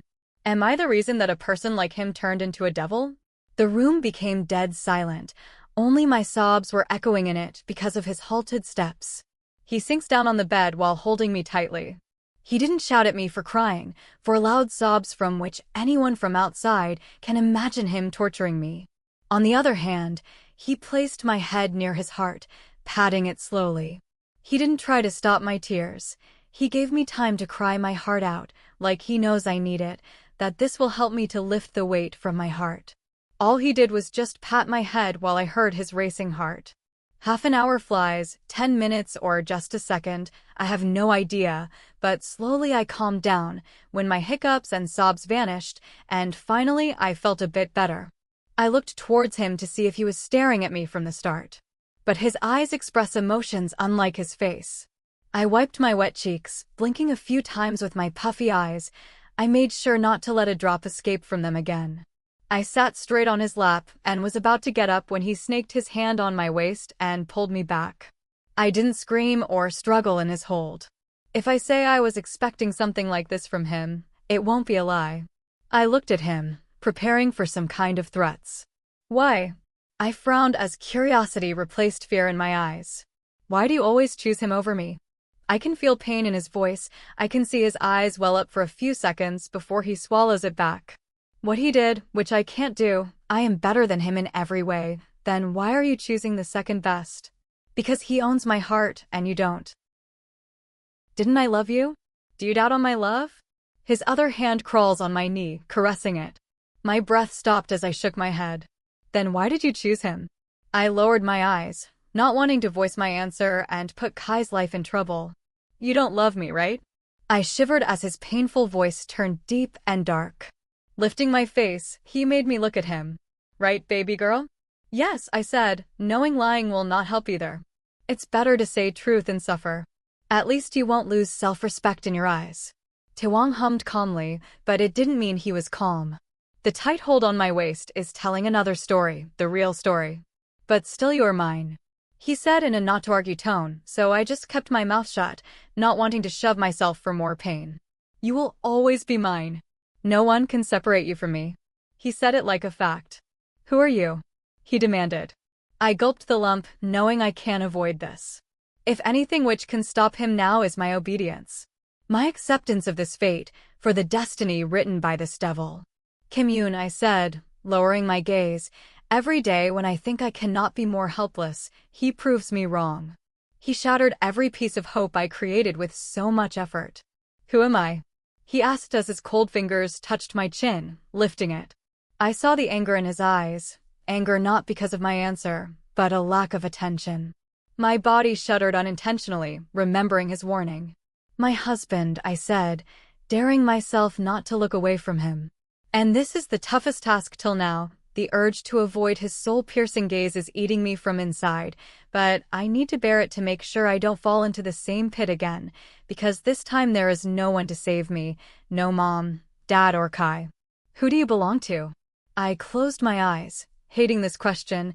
It makes me feel like a thing rather than a human, a commodity he owns.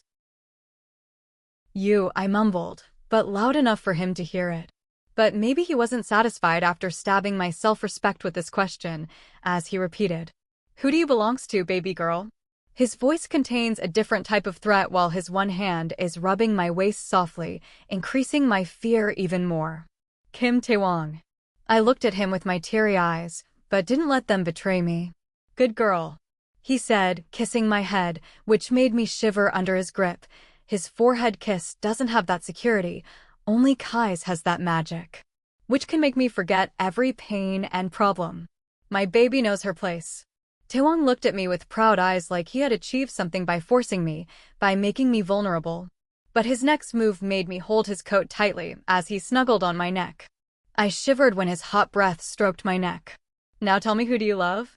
My heart stopped hearing his words. How can he ask this question after listening to my confession a few minutes ago? Can I change the answer for my sake? Will I ever be able to forgive myself after this? I came out of my thoughts when I felt him licking my earlobe. How much I wanted to push him and show him his place, but I restrained myself, not just for myself but for Kai. Quick, baby, or do you want me to remind you?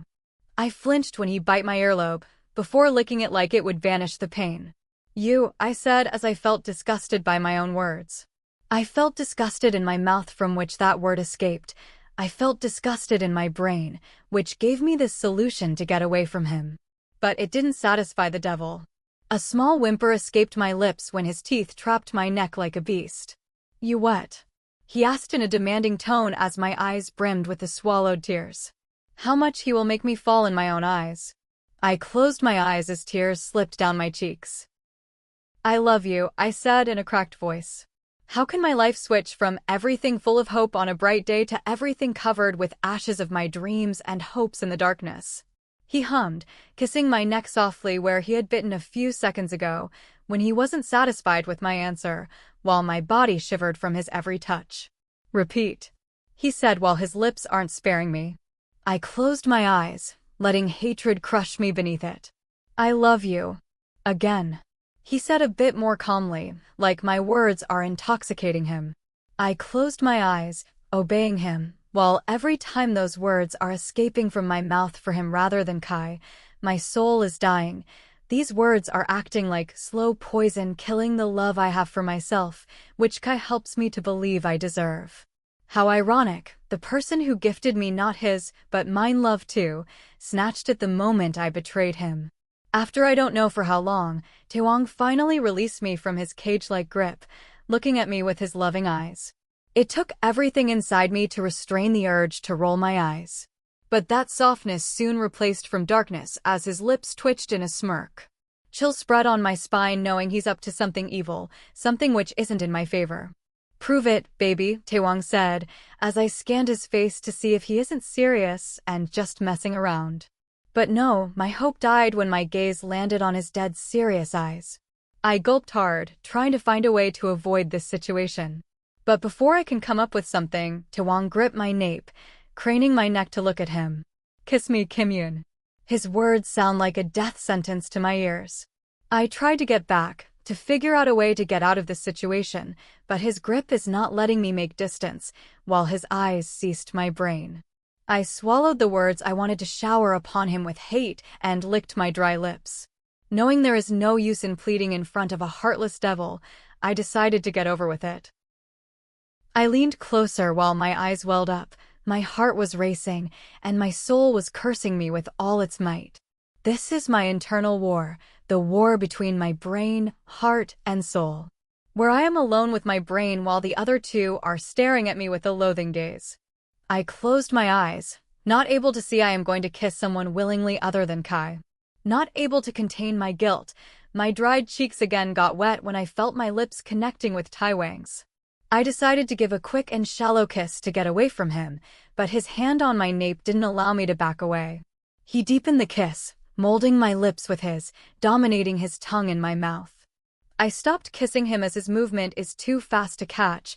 I just let him devour my mouth without any resistance, consoling myself he won't be angry with me.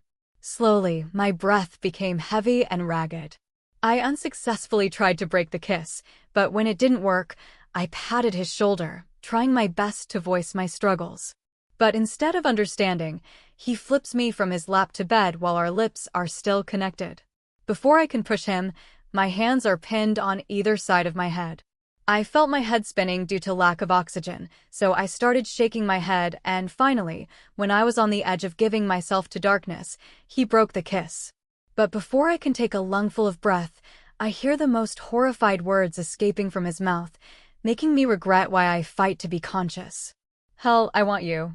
I can't control myself anymore, he said desperately as his hand grabbed the hem of my t-shirt, lifting it. My body froze as the past flashed back in front of my eyes. My brain became numb, not processing anything, while my heart is just screaming for death. I don't want to live like this anymore. I can't survive with this fear anymore. But the moment humid air licked my stomach, I came out of trance and my hand dropped to the lifted cloth as I screamed. I covered my stomach like my life depends on it, or maybe not life but my virtue. Not pure or perfect, but something pieced together once upon a time. Taehyung, please. I sobbed loudly. Please don't do this to me. Please forgive me. I didn't let my sobs cut my words as I wanted him to hear it clearly. I cried while looking at him, hoping to get some pity from his side, but the moment he understood my words, his confused eyes turned darker like a moonless night. I am your husband. He grabbed both of my hands and pinned them above my head. I own your body, every inch of your body, I have rights on you. He snapped angrily. I shook my head while my body was in a cage from his. I can't let this happen, I won't be able to survive it, I am not strong enough to piece together my shattered pieces alone. Please don't do this. I shuddered. I felt his warm lips on my stomach. I cried harder while trying to wiggle out of his grip. Please, Taehyung, you said you love me. Please don't do this to your love. I felt him freeze above me while I stared into his dark, emotionless gaze. He looked at me blankly for a few seconds before getting up from me. Dare to step down from bed, and I will break your legs. I shivered from his words as he turned around and stormed out of the room. Taewang's POV. Please, Taehyung, you said you love me, please don't do this to your love. My mind recalled her words as I balled my hands in anger. Not that she lied, I love her, even after everything she did, I still love her. And I can't hate her in the worst, she is my life, my blessing. I unballed my hands, remembering her stupid attempts to fool me. Just a bit brat, but still, I can't hate her. Just like you were never able to hate her. My inner voice asked as my relaxed body again became stiff. I clenched my fist as blood started boiling inside me. But I killed her. My mind retorted. I smirked while remembering her screams, her pleas, even when I had never been able to hate her, still, I didn't show any mercy to her. Please, Tae, please have some mercy. I will love you, I will always be there for you. I regret it, please forgive me. Guilt tried to claim me when her words echoed in my ears, but I consoled myself, knowing she deserved it. Not because of what she did to me, but what she did to everyone, how she destroyed so many lives because of her lust for power. But it didn't help, my inner battle again started, attempting to make me insane. Well, no worries, I know how to get away from this. I smirked as the main door opened, and I saw all the guards bowing. There are more men than normal because no one will sleep today. I know I am torturing my staff, but they need to remember there is a person in the mansion who means everything to their master. And if I have to remind them of this daily, I won't hesitate. I took fast steps towards the room which will make me calm my anger, and this time I know it will. As my prey is special tonight. I opened the door only to see the dark room, well, not darker than me obviously, with only one small source of light, while the smell of the room doesn't have the blood and sweat. Well, when I decided to keep my baby girl here, I made sure the room was fresh and had no evidence of things happened here before. I didn't divert my gaze from my weapon to the person who is a living punching bag for my men. Stop. As Den took back his fist, which was on the way to his ribs. I hoped you enjoyed, but now it's time for your departure, I said, pointing my gun at him. Suddenly, the sound of a gunshot echoed around the dark room and then the scream of that coward. But I frowned, as it's not from my gun. I again looked towards the hanging figure to see him alive. Before I could understand something, my both men walked away from the room. I again frowned as anger rose in me. I think I need to remind them of something else, too. But then I saw a small figure leaning on the door. I looked away, gritting my teeth. I need to do something about this shorty, he is getting on my nerves. I walked towards the door while glaring at the person because of whom I wasn't able to complete my job. Spying on me is dangerous. I halted my steps and turned towards him. For me. Jin-woo raised his eyebrows like shocked with my words, or I say mocking a shocked expression. I released an irritated breath. This shorty knows too much about me to know what I can do. For the one who is doing it, I said, turning my heels towards the only place which can help right now. By the way, what did you offer that he is ready to risk his life? I glared at every man around me, knowing one of them is taking my salary but working for him. I swear that the moment I find him, he will be the example of betraying me. If he can tell Jin-woo, he can tell an outsider too. He is your man, Tae, he won't spill the beans for nothing. He followed me from a safe distance, like I could throw a punch any time. I nodded. They are my men, who else will know them better than me, and maybe that's the reason I am more angry now. It is unexpected from their side, they know the rules and also know what will the outcome of this, still they called this goddamn shorty. Must be precious that they betrayed me. I chewed every word as I stood in front of the bar counter. That's where you are wrong, they will never betray you. Jin-woo stood beside me. I nodded, expecting it from him. At least someone is doing what I expect them to. Mind telling me why are you so eager to mingle your nose in my business? I opened an expensive cognac and poured 2 glasses. Because I am not just your business partner. Silence covered the place as I accepted his words. He is right.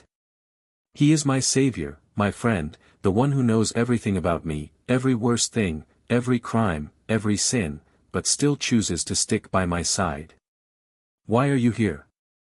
To save you. I glared at him, looking at his audacity to lie so bluntly. I closed my eyes, gulping down the liquid in one go. My throat started burning, but my heart is burning more. Yun's plea is ringing inside my head, while this shorty stopped me from killing that loser. I saw who exactly you saved. I spat angrily. You can't kill him, Tae, stop making stupid decisions. He said, while my grip tightened on the glass. So should I give my wife's hand to him, so he can separate me from her? I turned towards him, while my eyes were throwing fire. He tried to take my Yun, he will regret it. I jerked him forward with his collar. Trust me, he will curse you for saving him tonight. I pushed him harshly, filling another glass of cognac. Tae love her. The moment she understands it, Jin-woo tried to defend their side, not knowing they lost long ago. The moment I got to know about that loser around this house, I understood why my brat is so obedient these days. Love doesn't change someone's real colors, it just hides them from us. I looked towards him while gulping another mouthful of that intoxicating liquid. I will handle it on my own. How exactly? He folded his hands in front of his chest, clearly telling me he wasn't satisfied with my answer. I picked up the half-empty bottle of cognac and turned my heels. He didn't stop glaring at me. I don't understand why he is so much interested in Yun, not that I don't trust him, but still, my possessive beast can't ignore it. You don't need to worry about my wife, I said before exiting the room. Taking my fast steps towards the car, I climbed inside it. I am not drunk right now, but the urge to drink is trying to control me. Tonight I will celebrate this freedom and my baby's imprisonment at once. She thought her punishment was over, even when I didn't start it. She will suffer every day for playing with my emotions again. I gave you time to bend for this relation, my love, now I will break you. I smirk at the satisfying thought. Author POV. The stick doesn't break easily, which are flexible. The tree that survives the storm bends with the air. Water never stops as it changes its way. Everything which is hard to destroy accepts changes. The same thing is with life, if we accept changes then being stubborn, we can again achieve the happiness we deserve.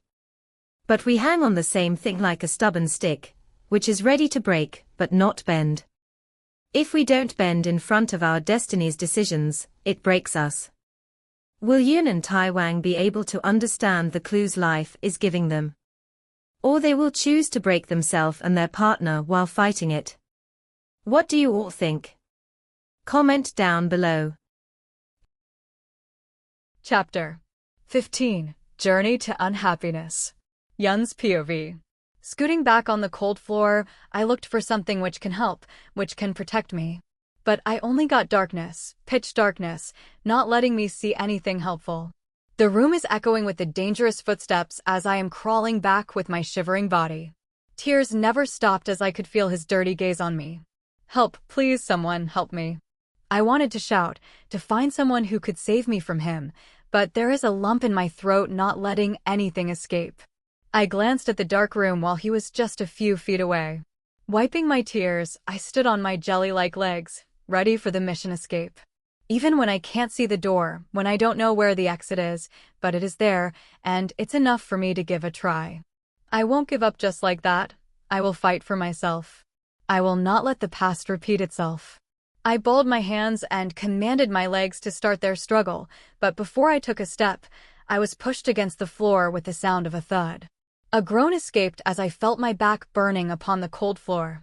My balled hands are now slapped on the floor, trying to get up. But another groan escaped when he crouched down and grabbed my hair. Lifting my head, he smiled, showing his yellow, disgusting teeth. "How dare you to think you can escape? This is your fate," he said, pulling my face closer. I shook my head, not accepting his words, not letting him manipulate me. This is not my fate. I did nothing to deserve this. Repeating the words like a mantra in my head, I glared at him with my teary eyes. Another second, my face was turned to the left because of his hard slap. My lips burst open as a scream left my mouth. He squeezed my cheeks, tightening his grip on my hair. "I think you forgot your place. Let me remind you." A chill ran down my body as I started struggling to free myself from him. My nails are piercing his hands while he released my cheeks and grabbed my both hands. "Wild, huh?" He smirked disgustingly. I tried to get my hands out when suddenly I noticed a rope in his other hand. I am twisting my wrists to make them free when I receive another slap. He held my face tightly as his eyes were red, maybe due to alcohol. "Stay still if you don't want to regret." I closed my eyes, suppressing the urge to disobey him as I knew better. Tears escaping from the closed eyes. But suddenly a figure appeared from the darkness. It took a few seconds to define it. "Uni, I will always protect you." I heard the voice giving me some hope. "No, no," I screamed my heart out when I saw it fading away. Save me, Kai." I heard an evil laugh as I opened my eyes to see that disgusting man leaning towards me.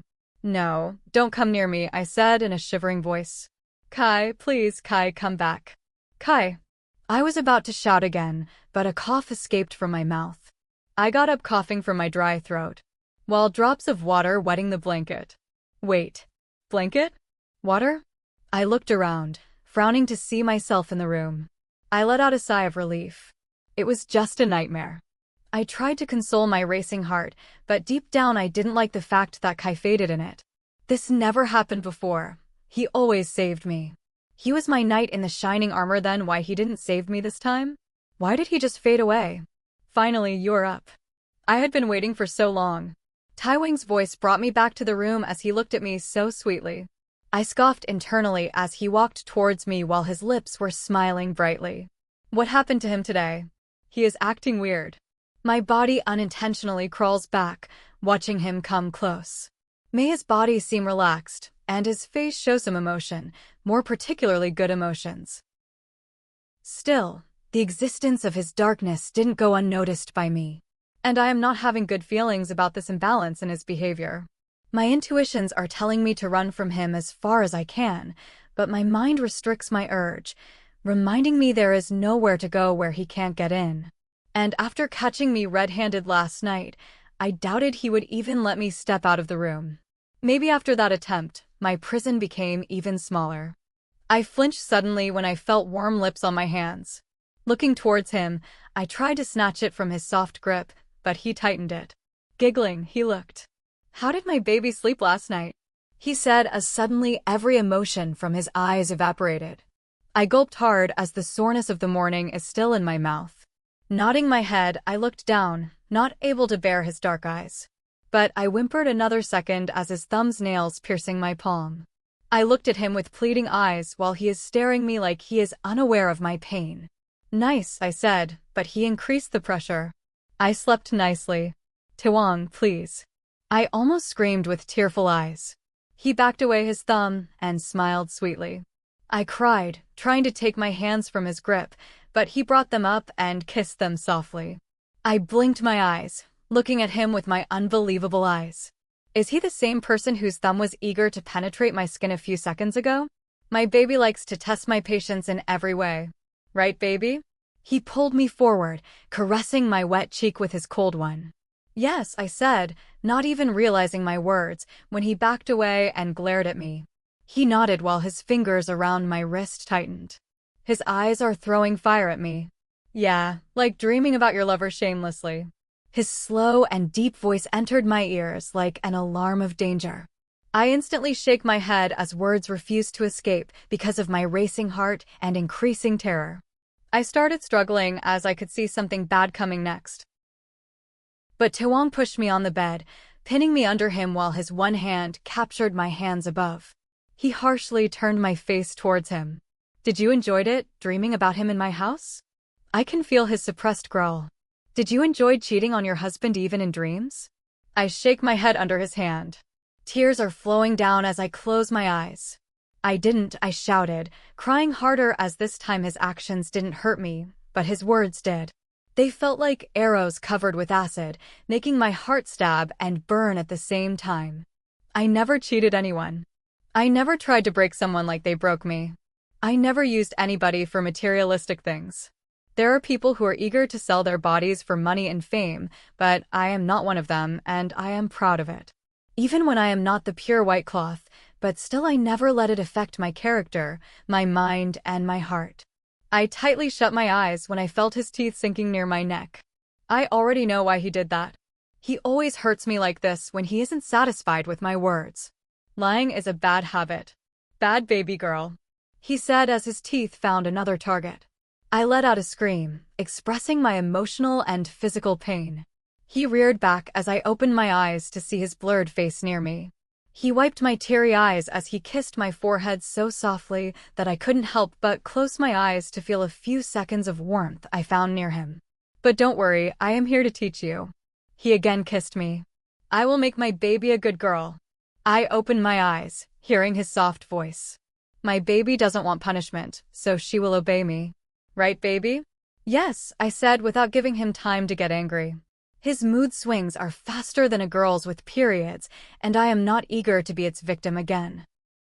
I slightly flinched when he passed over me and dropped himself beside me. I looked beside to see him staring at me with his head on his palm, which is supported by the elbow, which is digging the mattress to form a pit. You have half an hour. Get ready, he said, staring at my vulnerable state. I blinked my eyes to get away from the blur in it. My confused eyes stare at his to find any type of amusement or evilness. But they are blank, unlike a few moments ago. Time is ticking, baby, or you want me to make you ready. I shook my head, getting up instantly, resulting in a laugh from his side. I was about to head for the bathroom to spare myself from his eagle eyes, but my curious head made me stop in the track. I don't know I should expect it or not. I don't know if I should speak or just shut my mouth. But the urge to ask took over me. The knowledge of the unknown always scares me. I need to ask to prepare myself for whatever is coming next. Are we going somewhere? A long pause thickens the tension of the room as my hands find the bedsheet to clench. My heart is skipping beats as he stares at me like I didn't ask something, while the desperation to look away is challenging me every second. An evil laugh was heard inside the room as he got up from the bed and walked towards my side. Bold of you to expect something like this. He jerked me on my feet as I hissed due to the sudden weight on my feet. But without caring, he dragged me towards the bathroom. 15 minutes, I want you in this room again, he said, pushing me inside the luxurious bathroom. I released a tired sigh, looking around everything blankly. Even when I know I am having limited time, there is no rush inside me. Why will I get ready for that monster who threatens me for everything? Who can never love me? Every time when Taewang make me helpless, he reminds me why I am here. Why he will never have mercy on me. He isn't abusing me, but my soul is wounded and tired because of his tortures. Guilt never spares me. And now self-hatred started claiming me. I don't know how much I have to endure more before he will free me from this hell. Or all the pieces I joined once will shatter again. 10 minutes left. His cold voice invaded my thoughts. I looked around the room with unrealized tears. Dragging myself in front of the mirror, I looked into my eyes. Knowing if I looked at my condition, disgust will fill my gut, and the hatred which is hitting me since last night will finally get a grip on me. I know how I am looking with his marks, which I never permit him to give me. His marks which reminds my position in his eyes. Stretching my hands, I grab the brush and start to bring out soreness from my mouth. Sighing deeply, I tried to calm my racing heart. It's almost a week with him, but still I am eager to choose any consequence than confronting him. But how much better life would be if things happened just the way we want. Caressing my heart with one hand, I hold doorknob from other. Just a twist, but it's so hard knowing the devil is residing behind these doors. I let out another shaky breath as the tight jeans on my waist are suffocating me. Or maybe his ownership's on this expensive clothes, which I won't be able to afford if I sell everything I have. Twisting the knob, I forced myself to open the door, not because I wanted to get over with whatever he planned, but for protecting my privacy. I don't know if I took more than his given time limit to get ready or not, but I know once he barges into it, then it will be an open door for him. Shaking the horrible thought away, I stepped out to find an empty room. A breath of relief escaped my mouth while my legs automatically headed towards the bed, not willing to bear more pain. Not even a second later, the door clicked open, revealing the devil himself with a tray in his hand. I scoot back, not wanting to make him more angry, as I still don't know what's on my plate. Will I be able to bear it or not? He put the tray on the bed before sitting near my legs. I fisted the bedsheet when I felt his cold fingers wrapping around my ankles and placing it on his lap. He didn't even spare a glance at me while opening the ointment tube. In a way, I became used to him caring for my wounds, which he gave me, making sure they don't hurt anymore. I don't know why. I was never able to grasp the concept that if he is so worried about my injuries, why does he give them in the first place? Maybe because he thinks I will rely on him when I see a shoulder to cry on. Or maybe it helps him to ease the guilt he hides behind the cold facade. Or it's just his way of playing with my emotions. Anyway, I stopped refusing his care, knowing if I don't let him heal my wounds, he will give me new ones. They're not healing, you need to be more careful, he said, massaging my soul while his eyes tense like he could feel my pain. While I can't resist but roll my eyes. I don't know why he is so eager to heal them. So he can give you new. My mind answered me while a type of fear crept my heart. What if that's his only intention? He wanted his victim healthy and fine before he could break it again. From today, you will only eat healthy food, he said, while I just sat there, refusing my urge to refuse. It will help your body to recover soon. How can my body heal when its energy is consumed because of your mental torture? Words licked my tongue, but I swallowed them back. My baby must be hungry, he said lovingly while putting my feet inside a sneaker. From the outside, if anybody sees us, they will surely consider us the perfect couple. The couple goal types, but only I know how much painful it is to survive with this devil. Climbing out of the bed, I stood on my feet to realize the difference in the shoes. Its sole is not as hard as normal, but soft. I huffed annoyingly because of his protectiveness. It's the third time he changed my ointment while fourth time my footwear. I won't be shocked if someday I hear him choking someone just because I am not healing. Let's go. He snaked his hand around my waist. Well, this is another new normal for me, because according to his opinion, I walk too fast, which is one of the reasons my soul isn't healed till now. Pulling the chair out like a gentleman, he waited for me to settle down. If it were a normal breakfast, then I wouldn't be able to stop blushing, but now I feel nothing. All this caring and acting is a waste, because I saw his real face. I know who he is, and I will never forgive him for using me like this. Shoving my hateful thoughts away, I waited for his guards to serve our breakfast. The moment the plate came in front of me, for the first time, my eyes sparkled in this mansion. Sandwiches. I screamed happily inside my mind. The only thing I can never resist is sandwiches. No matter what mess I am in, no matter what I am going through, that simple thing can brighten my mood. The main secret to how Kai always convinces me of everything is sandwiches. I was about to hold that delicious snack when I heard a growl. I flinched, looking at the source. Sam, Taewang shouted, glaring at the innocent food on my plate. Another second, Sam bowed in front of us. Bring salad for Mrs. Kim. Sam bowed and left the second he completed his words. But, no buts. He cut my words. Your health is important for me, he said, not giving any space for argument. But me being me can still argue. In the end, I didn't force him to marry me. And what about my happiness? I scoffed at my own words. Can I ever be happy with him? He chuckled while keeping a glass of juice near me. You made me realize you don't deserve it, he said, filling another glass. Taking a sip, he continued. You see, I gave too much freedom to you just for the sake of your happiness. Which makes you to think you can escape. He smirked while I pursed my lips, looking at my lap to not cry right now. So, from today, your every second will be ticked under my command. He paused, forcing me to look at him. Or you will get the punishment you won't be able to bear. Understand? I looked down as a tear betrayed me. Nodding my head, I closed my eyes to stop further tears. But another second, my eyes wide open with my mouth as he smashed his burning lips on mine. I didn't try to push him. I didn't cry when he bit me here and there. I didn't struggle to get away from his grip, knowing it's useless. It's not how I can get away from him. But eventually my instincts won over rationality when I was able to take a scarce breath. My hands slapped on his shoulders, trying to get away from his lips, which are devouring me like a chocolate. That's when I realized his one hand on my nape, forcing me to deepen the kiss while I tried to seal my lips, but he isn't giving me any chance. My heart clenched knowing I am losing the same thing for God knows how many times, but still I'm not able to find a way out. I need to start concentrating on the things I am doing wrong, so that there is any way I can survive here. But soon black dots start appearing in my vision, inviting me into their world. But before I could accept it, the devil released me. Coughing loudly, I gasped for as much air as my lungs could take in one go. I felt like being exposed to the air after years of struggle. My throat is burning from dryness, but before I can do something, Taewang again pulls me towards him. I fisted my hands, ready to fight this time. But he just kept looking at me with his dark orbs. I tried to look away as his stare was making me uncomfortable, but his hand didn't allow me. Start using your mouth before I give it another use, he commanded with his deep voice while his eyes were still piercing me. Understand?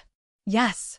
I stutter under his command as his voice is darker now than I have ever heard, making me realize I have messed up for a long time now. I should be more careful about my plan. But everything went so smoothly last night that not once did my mind doubt that it could be his trap again. Better, he uttered before pecking my lips. Releasing me, he passed the glass full of juice. Drink it until your food is coming. I hold the glass with my lifeless hands, trying my best to not spill the liquid and trigger him.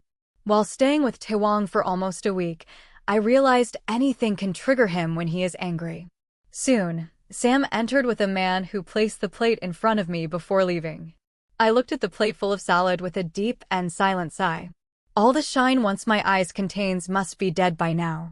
Sniffing heavily, I picked up the fork and put the first bite of the tasteless food. My taste buds didn't react. My mind didn't register any spices as it felt like I am eating nothing. Well, it is nothing when a few minutes ago there was my favorite food. Tell the chefs to change Mrs. Kim's meals, serve her only healthy food, less oil and spices. Taewang didn't spare me from his gaze, watching me take every unwilling bite. No matter what she says, don't give her anything else. Yes, master. Sam bowed, ready to exit, when the monster continued. And make sure she doesn't walk unnecessarily. Giving a silent, yes, master, he walked out. Giving me a last glance, Taewang concentrated on his tasty breakfast. Wah, what a gentleman he is. Keeping my fork down, I was eager to get out of this place. For the past 15 minutes, the only sound in this room can be heard is the clicking of cutlery from his side, which isn't helping me to calm my racing heart. So, from today, your every second will be ticked under my command. His words are still ringing in my ears, making me anxious.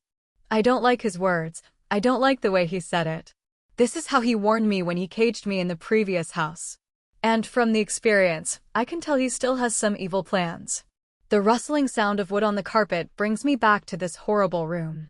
Taewang stood up, looking at me, which gave me a shudder.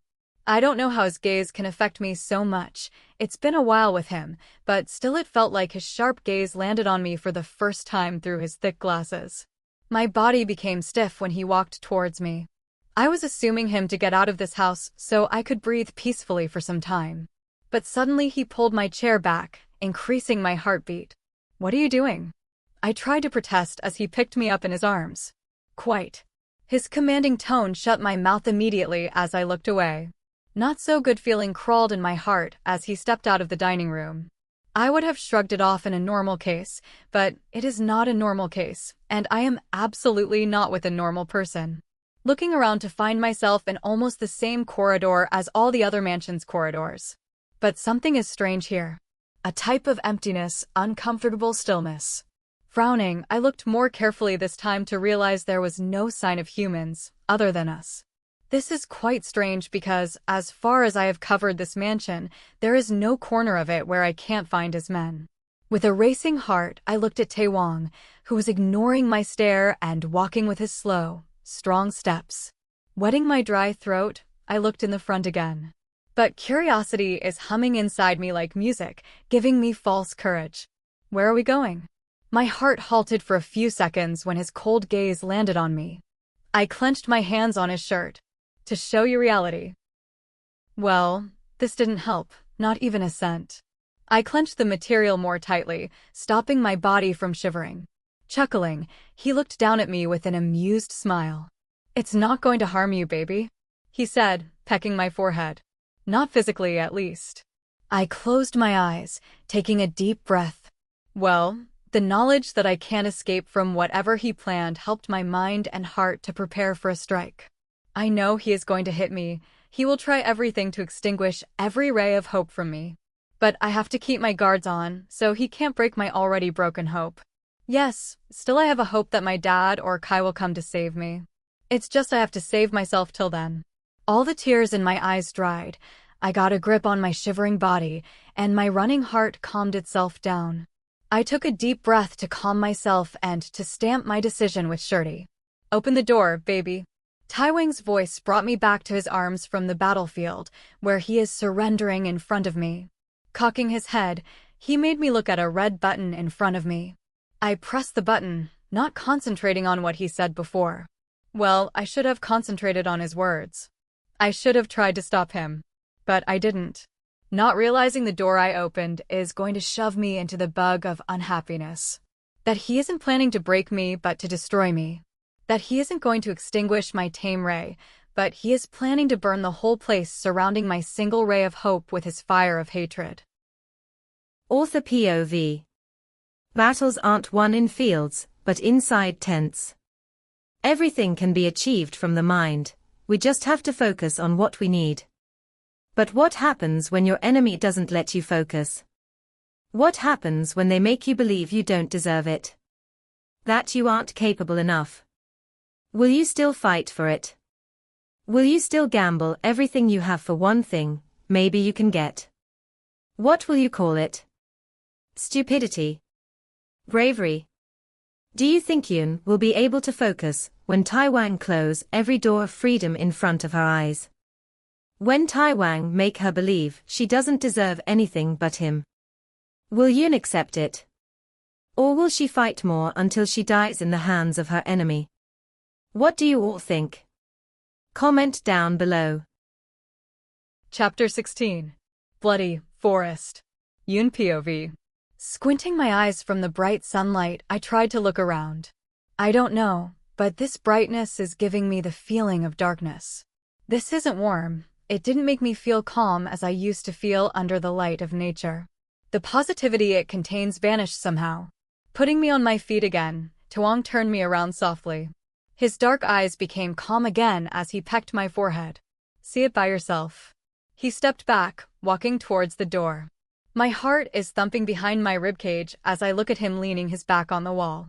He never gave any space to me before. Whenever he is with me, he makes sure to remind me I am a prisoner of his, and he will keep me with him forever. Then what happened to him now? Why did he draw back suddenly? I looked into his eyes, which are still staring at me, only to see a victorious shine in them. I looked down as the fear tightened its grip on me, wiping my sweaty palm with the pure white shirt. I turned around to see where I am. I know it's a terrace by the number of stairs he climbed to get here. On the starting days of our relationship, I knew he was strong, but I didn't expect it this much. Climbing so many stairs with me in his arms, he is still breathing so calmly. But knowing he is using his strength to hurt me sends a shiver down my spine. Knowing the fact that he can do whatever he wants to do with me, and I won't be able to fight back. Yes, he didn't force me till now, but it doesn't mean he can't if he wants to. It doesn't mean I can fight him if he ever crossed limit. What will he do that didn't happen to you before? My mind said, trying to remind me of things I desperately want to forget. Shoving the thought away, I looked at the front. While my thoughts are trying to bring me back to the trance of the past, I forced myself to stay in present. I don't want the darkness of the path I went through to affect the bright road I could get in future. But I was unaware that because of the path I am fighting for myself is the darkest. That it will not brighten my life, but blow away the leftover light of my life too. The moment my mind registered my front, I felt like my heart stopped, and my throat became dry as droplets of sweat covered my face. Trees and only trees, as far as my sight can go, I can only see the green leaves. No sign of any human being. I turned to the left side to see the same view. I again turned and again. Trees and only trees. I breathe heavily as my heart is throbbing in my ears. The scene in front of me is killing me. Green, the color of freshness, safety, and hope, is actually become the reason for my sorrow, tears, and pain. Wherever my gaze drops, I can only see green, like I am on another planet where evolution never happened. Where no one knows about skyscrapers and concrete buildings. Where there is no sign of technology and city rush. It would be better even if I stuck somewhere like that, but actually I am stuck with a person who is fully evolved and knows everything about technology, but still he is a beast, raw and wild. Someone who isn't beast just here, but around this whole goddamn country. He is the king here. No one ever went against the Kims and survived. Their rules and discipline are famous, with their punishments and strictness. I don't know how I met him, and why the hell I thought I could just mess around with people I know nothing about. And now I am stuck in a place which is in the middle of nowhere, and I am not sure if I will ever be able to escape. He can catch me even after weeks, as I won't be able to get out of this web of trees before a month. I suddenly flinched when he snaked his hands around my waist, keeping his chin on my shoulder. He hugged me softly. His arms aren't caging me as he knows I saw my cage and know I can't break it. Next time, dream about me, he said, looking at the front. As my eyes filled with tears, squinting my eyes, trying to see as far as I could, doing my best to see some sign of human, somewhere I could run to. Because your hero can't reach here. His voice brought me back to his arm from the trees I am running away from. But you weren't a villain from the start, I said, hoping to persuade him. After knowing in what situation I am, the only way of getting freedom is him opening the cage. I need to work smart. Yep, until you forced me, he said as his voice was coated with sadness or anger or maybe both. I know I hurted him. Things hadn't actually gone as I planned. I don't want to hurt him, but when he tried to choke I lost my cool. While he was a victim, I still didn't supported him. You are the one because of whom he was the victim. Sad for you, villain don't lose in real life. He stretched my shirt a bit, pecking on the mark he left yesterday. You are mine, forever and ever. My blood turned cold as a tear escaped from my eyes. How can I convince him to leave me, that we can't be happy like this, none of us? So, baby, when are you planning to run again? He said, turning me around with him to see the same view. It will be fun to drag you back. Another tear dropped as I swallowed my sobs. I need to be strong for myself, for Kai and Dad who are trying outside. Closing my eyes, I inhaled a deep breath, wiping the leftover tear as I balled my hands. I am not stupid. I heard him chuckling as I closed my eyes again. Finally, you realized running from me is stupidity, he said, turning me around and slammed his lips on mine. I didn't try to push him. I didn't struggle, fisting my hand on his coat. I closed my eyes and let him do whatever he wanted. After he was satisfied devouring me, he put his forehead on mine, and he breathed heavily. I closed my eyes even more tightly when his hot breath was fanning my sweaty face. As you got this sweet realization of reality, let's celebrate it, he said, backing away. He softly holds my hands in his. A cake. He smiled brightly. From my baby's hands. He kissed my palms. My breath hitched. Cake? That too from my hand? But Taewang, he put a finger on my lips. Shh. Leaning towards me, he whispered. If I didn't get my cake, I would eat something else. Someone more precisely. He kissed my cheek and walked out, leaving me alone with this cruel reality. People say time flies when we are happy and slows down when we are sad. But mine stopped. When he left me alone surrounded by just trees around the concrete terrace, I didn't return right away. I wish I had, but I stood like my feet rooted there, staring at the green web to find a hole, a single place which tells someone else also stays here, but nothing. My heart sank deeper the more I failed to find something. The hot rays weren't burning me, my feet weren't hurting, but I was in unbearable pain. Pain of my heart. Pain of knowing my future. Pain of accepting my imprisonment. Pain of losing every hope. I was blank as the only thing I could hear was the loud sobs of my heart. My heart is hurting me, making me realize my helplessness. But I stood there gazing at swinging leaves, but they weren't green, but red because they have my blood. They killed a part of me, a part which I treasured from childhood, which believed everything would be fine in the end.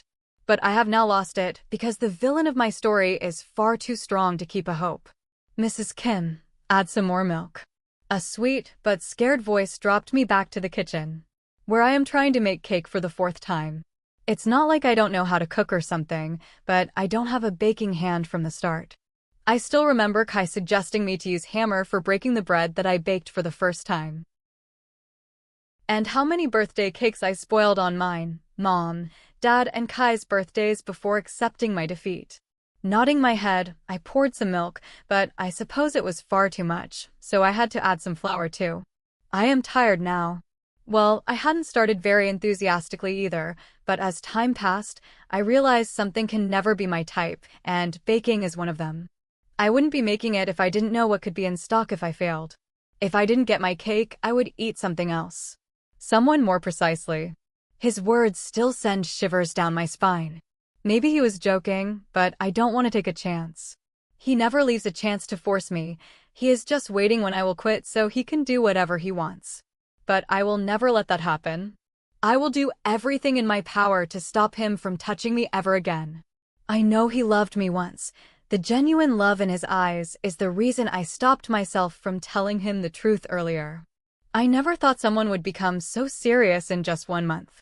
But now all his love is replaced by arrogance. He married me not because of love, but because of his broken ego. Now, whenever he looks at me, I see a shine in his eyes, a shine of victory and arrogance rather than depth of love and affection. Mrs. Kim, just half an hour is left. Sam reminded me as my speed of beating the batter increased.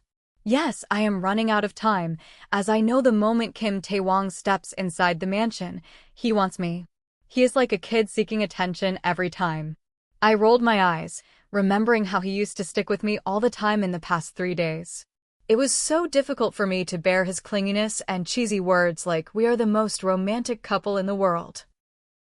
I looked around to see a chef staring at the batter I am beating while Sam is standing behind me so I don't lose track of time.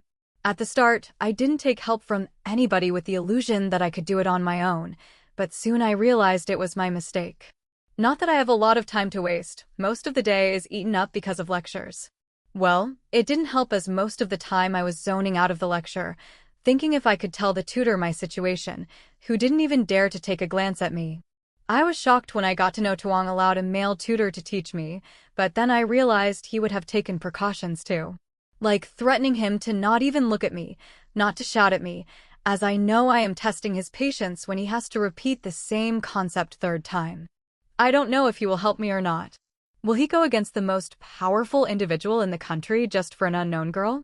Well, the thought itself seems impossible, so gripping the thin thread of rationality, I decided to be on the devil's good side. Of course, who wants to trigger him when he is already angry? I don't know how long the lectures went, but there was a short break for lunch of that tasteless salad. By the time I walked out of the library, where I had my classes, sunset was near. I think that's enough, Mrs. Kim. Now pour the batter in the mold. I heard a soft but scared voice. Nodding my head, I placed the already greased heart-shaped mold beside me and started pouring the batter. I looked up to ask if I am doing it right, only to see the chef staring at the mold with scared eyes. Well, he is a young and handsome man, doing his job perfectly until one day his master poked his nose in my business and forced me to do something I can't do at all. Pitying the poor soul, I pulled back the bowl, filling the mold half. I tapped it a few times, remembering the video I saw while making the cake of Kai's birthday last time, when he practically asked me to promise him not to bake ever again. A smile formed on my lips, remembering his scared face when he got to know I baked his birthday cake. His face was sweaty in the middle of winter just because he was being forced to blow out the candles. Dad still had the video clip where Kai gulped thrice before tasting the cake. Well, that wasn't that bad. My smile widened remembering Kai ate almost half of it while it tasted nothing but soda. Looking down at the cake, my smile dropped. I hope Taewang likes it, partially because I don't want all my efforts to go in vain, but mostly because I don't want any type of punishment he mentioned before. Or you will get the punishment you won't be able to bear. Shaking my head to remove his warning from before, I turned around only for Sam to open the oven. Keeping the cake carefully, I stepped back, watching it rotate under the heat. I glanced at the clock to see only 20 minutes left for Devil to return. After that, I will be under his gaze, his control, or even worse, under his arms willingly or not, doesn't matter. Gulping the thought, I again looked at the other two present there, only to find them looking at their feet. The room is thick with tension, mine for the cake while the other two for their life. Ticking of the clock is the only sound audible around the room. How much time it will take? I asked the young man while glancing at the clock. Tapping my feet desperately, I am staring at the electronic machine which will decide how my day will end. 15 minutes, Mrs. Kim. I nodded as the awkward silence again spread around the room. Even when Sam set the timer, I still need to confirm it won't burn. I don't have time to make it again. If this is ruined, neither I have strength to make it again. The moment I heard a ting sound from the oven, I practically ran towards the machine. Opening it with my shivering hands, putting on the oven gloves, I carefully bring the cake out. The chocolatey smell actually calmed some of my nerves, but still, I am not sure. Keeping the cake on the counter carefully, I bring the knife roaming it around the edges. Unclasping the mold, my heart is racing. I am too careful for this one. Keeping the mold on the side, I take a good look at the dessert I created with so much effort. But then my eyes landed on the knife on which a bit of cake was left. Gulping hard, I looked away. No, I am not going to do it. All 3 times I tasted the cake to realize it won't be best to serve it to Devil. When I tasted first time, I spit the cake the moment my taste buds recognized the presence of salt in place of sugar. Realizing I shouldn't be alone, I called the chef, but still failed to make an edible dessert. I was cursing Taewang in my heart every time I had to repeat the process. Why does he want to eat cake? If it would be pancake, I can make it with my closed eyes. But how can anything related to him could be easy? He liked to make everything extra complicated. Huffing irritatedly, I turned towards the mold, as I can't just serve him this, keeping in mind my last 3 attempts. Scraping the leftover, I put it inside my mouth. I closed my eyes as my taste buds were blessed with a sweet, chocolatey flavor. This isn't the best cake I've ever had, but the satisfaction of making something so delicious is unmeasurable. If I made this in my home, I would be jumping around with cake in my hand and feeding everyone I see in front of me. But all my energy and spark died from the time I lost my freedom.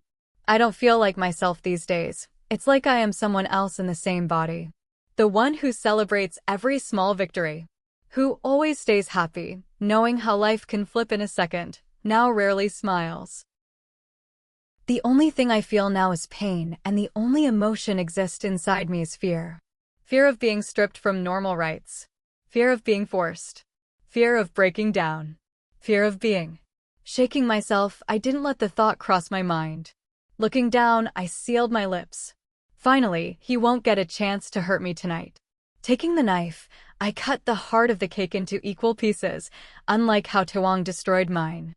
Did he break yours or had you broken his? My heart defended him, while I didn't let my thoughts take me away from the present. Holding the plate, I am heading towards the dining room when a handsome man with broad shoulders entered. Can I get a glass? He halted his steps when he looked at me, then at Sam, and again returned his gaze on me, staring at me like I am alien. What the hell, Sam? Do you want all of us dead? He almost ran towards me. Before I can do anything, he held my hand and started walking towards the door. But master. Sam stopped when he glared at him. I will deal with you later, he said, glaring at the poor worker. Sam just looked down as he jerked me forward. I stumbled from the sudden jerk as the plate from my other hand fell. My cake, I said, looking back to see that delicious dessert on the floor. My eyes welled up. I will buy you another if we survived, the man said, rushing out of the kitchen. I looked at him confused. What does he mean by that? Is my life in danger? Did someone attack here? My mind started coming up from endless possibilities. But who are? Before I could complete, he pushed me behind the stairs. Looking here and there, he snapped his fingers to some guards. Stay here, they will hide you, he said, pointing towards the guards who are walking towards us. Frowning, I looked at his worried, or more specifically scared, face. Did he have any problem or something? But why will they hide me? I asked, not understanding what is happening. I am sure he isn't Taewang's man, as no one ever dared to look at me. Touching is another thing, and secondly, he have too powerful aura to work under someone. Turning towards me, his dark gaze landed on me. Well, not darker than Taewang, but still it scared me. I stepped back, watching him leaning down. If anything happens today because of you, I swear I will give you the worst death, he whispered. Yell. I flinched from his sudden aggression. I nodded slightly, looking at the floor. I don't know what's happening, but he didn't look like someone I should mess with. Good, he said, glancing at the front door. I will take you out as soon as possible. I looked at him with hopeful eyes. Did he come here to rescue me? Until then, don't go anywhere. I nodded my head as my heart started beating fast with the thought of freedom. I don't know who sent him, but I don't care either. I should confirm if he is sent by someone from my side, as his aura is speaking otherwise. Wetting my throat, I decided to clear everything. Who sent? Hyung, what are you doing there? My heart stopped, noticing the presence of the devil. Not as dark and deep like always. Tite, the tall man said, walking out of my sight. I was thinking we can store some stock here. You know, for emergency. I peeked carefully to see the bright face of Taewang with another man beside me is looking at my side with smiling face. Why is he so happy today? I thought of that too, but things are under control now, Taewang said as the man who dragged me here nodded. And we have enough in the basement. I see you start getting used to it. A man in specs beside Taewang patted his back. He smiled at the man widely. The smile he used to give me before. No evilness, no sarcasm, just pure smile. They all walked and sat on the couch. Looking at the broad-shouldered man talking to Taewang so frankly somehow broke my hope again. He is not the one who will help me. But he said he will take me out. Should I believe him or not? Sam. I flinched hearing growl of Taewang. I know he won't shout at me, but still his shout sends shiver on my body. Call Yun, he ordered as Sam didn't budge. What happened? Taewang stood up as I saw him clenching his jaw. Where is she? He asked, glaring at him. I don't know why, but I stepped out of my cover. Get away, I commanded the guards hiding me. They stepped aside, bowing as I headed in front of them. I fisted my hands when all three pairs of eyes are staring at me. I looked up to see Taewang releasing a tense sigh. You called me, I said again, looking down as I could feel the angry gaze of the man who hid me. Come here, Taewang said, opening his arms. Without wasting a second, I walked towards him, not wanting to make him angry. As soon as I came near him, he embraced me like his life depends on it. While I am standing there fisting my hands to not push, I felt him sniffing my shoulder. What were you doing there? He whispered. I hope you aren't up to something mischievous, trick or else. I shake me head immediately, realizing he is going on another road which he destroyed this morning. Backing away, he pulled me from the waist in a tight grip. turning towards the two men in front of us with fear-covered their face like they saw a ghost. "Yun, meet my Hyungs," Taewang said with a wide smile on his face. "And Hyung, she is my wife. Mrs. Kim Taewang." He added that at this time his tone is coated with possessiveness. I bowed in respect as their fear turned into shock. I don't understand what's going on here. A few seconds ago, one of Taewang's guests was hiding me from him, and now Taewang is introducing me to them. "Hyung, I think I am too tired. I am hallucinating." I heard the whisper of a man with glasses. Suddenly, another man smacked his head lightly. I could have burst out laughing if it were old me, but now I feel everything waste. It's not a hallucination. Kim's finally got their queen. The man who hit me said. I looked towards Taewang with confusion, who was giving his brightest smile to me while his grip on my waist loosened a little. "I am Kim Jihoon, Taewang's oldest brother. I am honored to see you." The man with broad shoulder bowed to me. "Hyung, you don't have to bow." Taewang shut his mouth when he received a deadly glare from his guest. "I am really sorry for my behavior. I hope you will forgive me," he added, bowing again.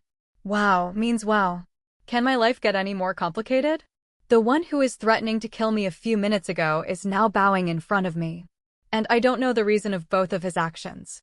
Suppressing my urge to bombard Taewang with questions, I bowed to him. "You don't have to apologize, Mr. Kim," I said, as a faint smile appeared on his lips. "You can call us Appa if you want," he said. My body stiffed as I don't know what to answer. Until now, I understood Taewang is close with them, but his possessiveness is on another level. I don't want to do something which I regret later. "She will call you Appa from now on." Taewang kissed my forehead before looking at me lovingly. If I say I am shocked, it will an understatement. For a second, I doubted I heard him right. The person who can beat a boy just because he helped me with some notes, the one who can't bear someone looking at me, allowing a man to have a relation with me as pure as a brother-sister relation is, but I know it's not his type of thing. "And I am Kim Joon. It's a pleasure to see you, Queen." The man with specs bowed at us and then showed his dimpled smile. "I am honored to meet you, Mr. Appa," I said with a smile, which is not forced after so long. They sat as Taewang guided me towards a sofa in front of them. I sat, and he sat just beside me holding my hand tightly. "So when had you got married?" Joon Appa asked as he looked at the man beside me. "A week, I guess." He smiled so brightly that all the illumination felt dull in front of it. "And you didn't even get the chance to inform us, such a brat you are." Jihoon Appa scolded Taewang as he looked at him with guilty eyes. "I am unable to decide if we should arrange a celebration for you or a punishment."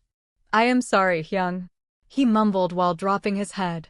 But sadness is not even near his voice. I know his sad voice. I heard it when we were in a relationship. It can kill you just by hearing his deep, sad voice. It feels like a dark, bottomless lake. Jihoon Appa nodded before releasing a sigh, maybe a disappointed one. He is still staring at Taewang, but his bald hands are slowly uncurling. "That's not fair. Because of you I can't attend the impossible wedding of the great Kim Taewang," Joon Appa said while placing invisible words in front of him. "You can't just walk out like this. You deserve the toughest punishment for forgetting your Hyungs." Taewang looked up, shaking his head. "I didn't forget you, Hyung. It's just I realized I can't live without her beside me a day more."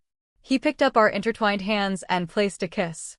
I resist the urge to roll my eyes in front of his brothers while forcing my lips to smile. What he said isn't a lie, but it isn't the whole truth either. He realized he can't live without torturing me beside him. And he is actually successful in that. He is doing everything to make my life as hard as he can. I don't understand. After everything he is doing with me, how can he lie so bluntly in front of me?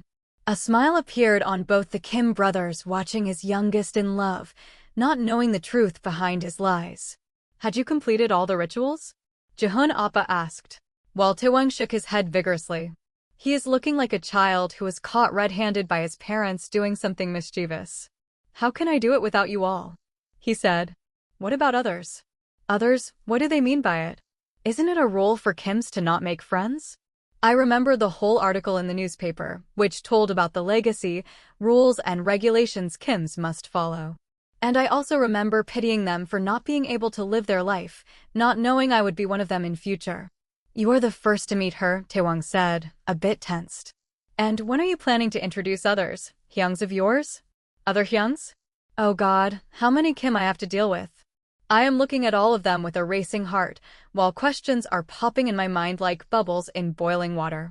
But I didn't dare to bring attention to myself, just trying to read between the lines. Time flies with good company, I must say. For the first time in this mansion, I inhaled free air, not coated with smoke of anger, rage, or revenge. Having Jihoon and Joon Oppa here makes this prison feel like home. Even for just a few hours, but still it's fine. The dining hall was filled with delicacies as everyone in the mansion left a sigh of relief when there was someone who could tame Taewang. While I just ate tasteless salad as Taewang isn't ready to take a chance on my health, or should I say give a bit of happiness to me. But still, that tasteless food got some spices when Jihoon Oppa narrates the funny parts of his trip to China. I never thought the family who is known for strictness and discipline could be so loving and heartwarming. We are laughing as Jihoon Oppa cracked a joke. You know, Yeon, in childhood Jihoon Hyung used to hate the guards who didn't laugh at his jokes. And he used, Joon Oppa burst out laughing before completing the sentence. While I am laughing, looking at him trying hard to keep himself on his feet. Yeah, you brat, and what about your childhood? Jihoon Oppa glared at the younger, but he couldn't hide the smile which penetrated his lips to see his younger laughing so hard. I was laughing when I accidentally looked beside me to see Taewang smiling while his gaze was already on me. Today I got to know Taewang doesn't laugh easily. Well, this one was quite shocking because he used to laugh at my lame jokes too. He looked into my eyes with some unreadable emotions before bending towards me and kissing my forehead. I love you.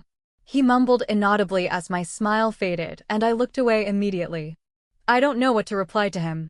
I won't lie. At least not when he is not forcing me, but I felt guilty for making him step into a forest called love when I knew from the start I had to leave him alone in the end. Shoving the thoughts away, I looked at his brothers, who were arguing about who broke one of the most expensive vases 10 years ago. I don't know why, but Taewang seems more mature than them, more calm and still, like the water of the ocean. The urge to look at him once was too strong, but still I forced myself to not look at his burning eyes, whose gaze is only on me. It's been a good meal after a while, I suppose. Jihoon Oppa said, becoming serious like he was when I saw him for the first time. I am glad to finally have a family dinner. He smiled, looking at Taewang as he nodded in response. We are leaving now. Good night. Joon Oppa said as both of them bowed in front of us. I didn't feel good about making people older and more powerful than me bow in front of me. I came out of my thoughts when suddenly I felt a sharp pain in my palm. I realized the grip on my hand became painfully tight as Taewang's nails pierced my palm. I looked at him to see his dark aura returning, which had been absent for the whole evening. Gulping hard, I rooted my legs on the ground for not running from the person beside me. The thought of me with him alone in the mansion crept through my heart with fear. You don't have to bow in front of us, Hyung. He tried to sound soft, but still it turned out as a command. Who is bowing to a brat like you? Jihoon Oppa glared at him before looking at me. We are bowing to our queen. No, Oppa. My words are interrupted by Joon Oppa. No, Yeon, you deserve every respect you are getting, even more than that. You are the queen of Kims. But Oppa, you are older than me, I don't want you bowing to me. Jihoon Oppa smiled before taking a step towards me. I felt Taewang's loosened grip tighten again. Oppa stopped abruptly, maybe noticing the change in Taewang's body language. Yoon, you're a queen. A queen can make or break a lineage. I nodded, looking down. Queen, the words felt like tons of weight. But I am proud of him for choosing a diamond like you. I looked down. How will I tell him he didn't choose me? He snatched me from my life and forced this responsibility on me. How will I tell him the truth, or will I ever be brave enough to tell the reality of this relationship? To show them the reality behind the wall of lies. He bowed again as I pursed my lips, bend down with Taewang to show him our respect. Stepping out of the bathroom, I took a deep breath, filled with freshness after getting rid of the itchiness of the flour by making so many cakes. Today I made a decision that not even in a million years I am going to bake something, not even in my dreams. I know my hand is not a baker's hand, and I accept my flaws flawlessly. Removing the wet towel from my hair, I started drying it while walking out of the closet. Today wasn't as bad as I expected. This evening is the best evening I have ever spent in my golden cage. Not just because I was able to talk to someone other than the devil, but also because now I know who can tame Taewang. I don't know if he is really afraid of Appa or not, but it will help me to survive. They came into my life like a ray of hope when, in the morning, their younger brother extinguished it. I smiled, remembering how Jihoon Appa scolded and glared at Taewang while he was getting nervous under his angry gaze. But my smile faded the moment I entered the room. Dead silence was spread there when Taewang was sitting on the couch. I gulped hard, seeing his hard expression. Darkness, which I assumed I got rid of, at least for tonight, is returned now. Are you planning to stare at me the whole night? I flinch at hearing his deep, cold voice as he is still looking at the carpeted floor. Come here, baby, he said, turning his dark gaze towards me. I buckled my legs to not step back. No doubt Taewang was considerably normal today, but still his dominant personality can't be suppressed. I remember his words when I was uncomfortable with our closeness and shifted a bit. He shifted towards me again, filling the gap I created. But when I was about to repeat my actions, I flinched, getting a peck on my cheek. Try to get away again, and you will end up on my lap, I swear. A shiver ran down realizing he can control me even when there were people from whom he was afraid of. So, what will he do now? Disobeying, aren't we? He raised a brow, glaring at me. I shook my head while unwillingly taking steps towards him. The silent atmosphere of the room is not giving me good feelings. My instincts were shouting to get out of this room, but I kept on walking towards him, whose gaze is glued on me. I don't know what is the reason behind his sudden mood swing. But can I stop him? No, right? Then what's the use of making him more angry? I gulped hard when he patted his lap. Swallowing my self-respect for getting away harmlessly, I slowly unbuckled my legs and sat on his lap. He pulled me towards him, filling all the gap I tried my best to make. Making my back to lean on his muscular chest. I fisted my hands as I felt him tracing his nose on my covered shoulder. Did my baby enjoy today? Yes, I replied, remembering his kiss from the morning. I felt his lips smirking on my shoulder. Now it's my turn. My blood ran cold from his words, but before I could ask anything, a knock eased my tensed nerves. But before I can exhale a sigh, he makes me look at him. Eyes on me, he demanded. I nodded when I saw his eyes darkening at my lack of response. Come in. I looked at his angel-like face while I heard a clanking sound on the table in front of me. Soon, I heard the door lock while my eyes were on his lips, and my mind is fetching for the outcome this situation could have.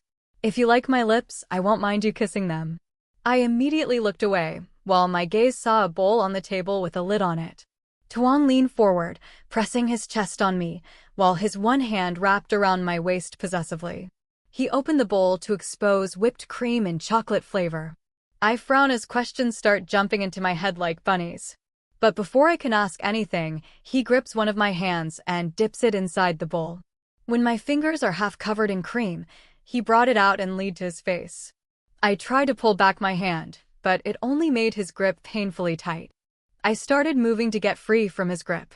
Stop struggling, he ordered while I was on the edge of crying. Taewang, please, what are? My words cut off when his mouth captured my thumb. I shivered as he started sucking it like a child.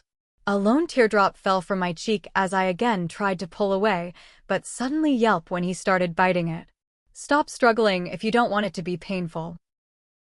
With that, he took my index finger. His tongue is swirling around my finger, making me feel so disgusting. Stop, please. Why are you doing this? I whispered. He looked at me with an amused smirk and brought my hand to his cheek, making the prints of cream on it. I don't know what's in his mind. Before I could understand something, he pulled me near with his tight grip on my nape. I didn't get my cake, baby girl. He bit my cheek painfully before licking it. So I am eating something else. He is licking and kissing my cheek while I sat there frozen. I don't know what should I do. Should I tell him the cake fell because of Jihoon Appa? Will he believe me? Or I should just give him another cake. Burned one? It wasn't that bad. But what if it made him more angry? Taewang bites my finger again as his dark orbs are on me. Don't you dare to zone out. I nodded, not knowing what to do. He again put my hand on the bowl, and this time my palm was also covered. Please Taewang, stop, I said a bit loudly when he bit my palm painfully. It's hurting, please stop. In an instant, he pushed me on the couch and hovered above me. I tried to push him with one hand as the other is still on his grip, but no use, he attacked my neck. Taewang, stop. He started sucking and biting my neck. I tried to wiggle out, but no use. The only thing I can do is to plead with him to spare me. After biting my neck countless times, he backed away, looking at my teary eyes.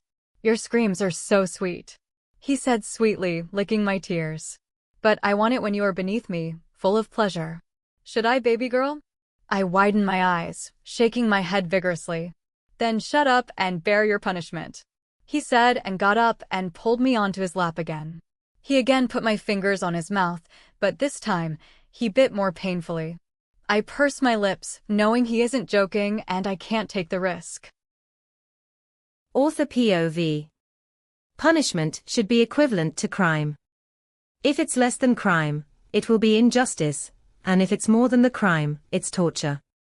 Words of Acharya Chanakya, which can help to give justice to victims. But it's also a warning to not break someone whose crime isn't as lethal. But will Taewang be able to understand that what he is doing isn't justice to his broken heart, but torture to his love? Will he be able to stop before it's too late? Will he prevent Jihoon from breaking into uncountable pieces?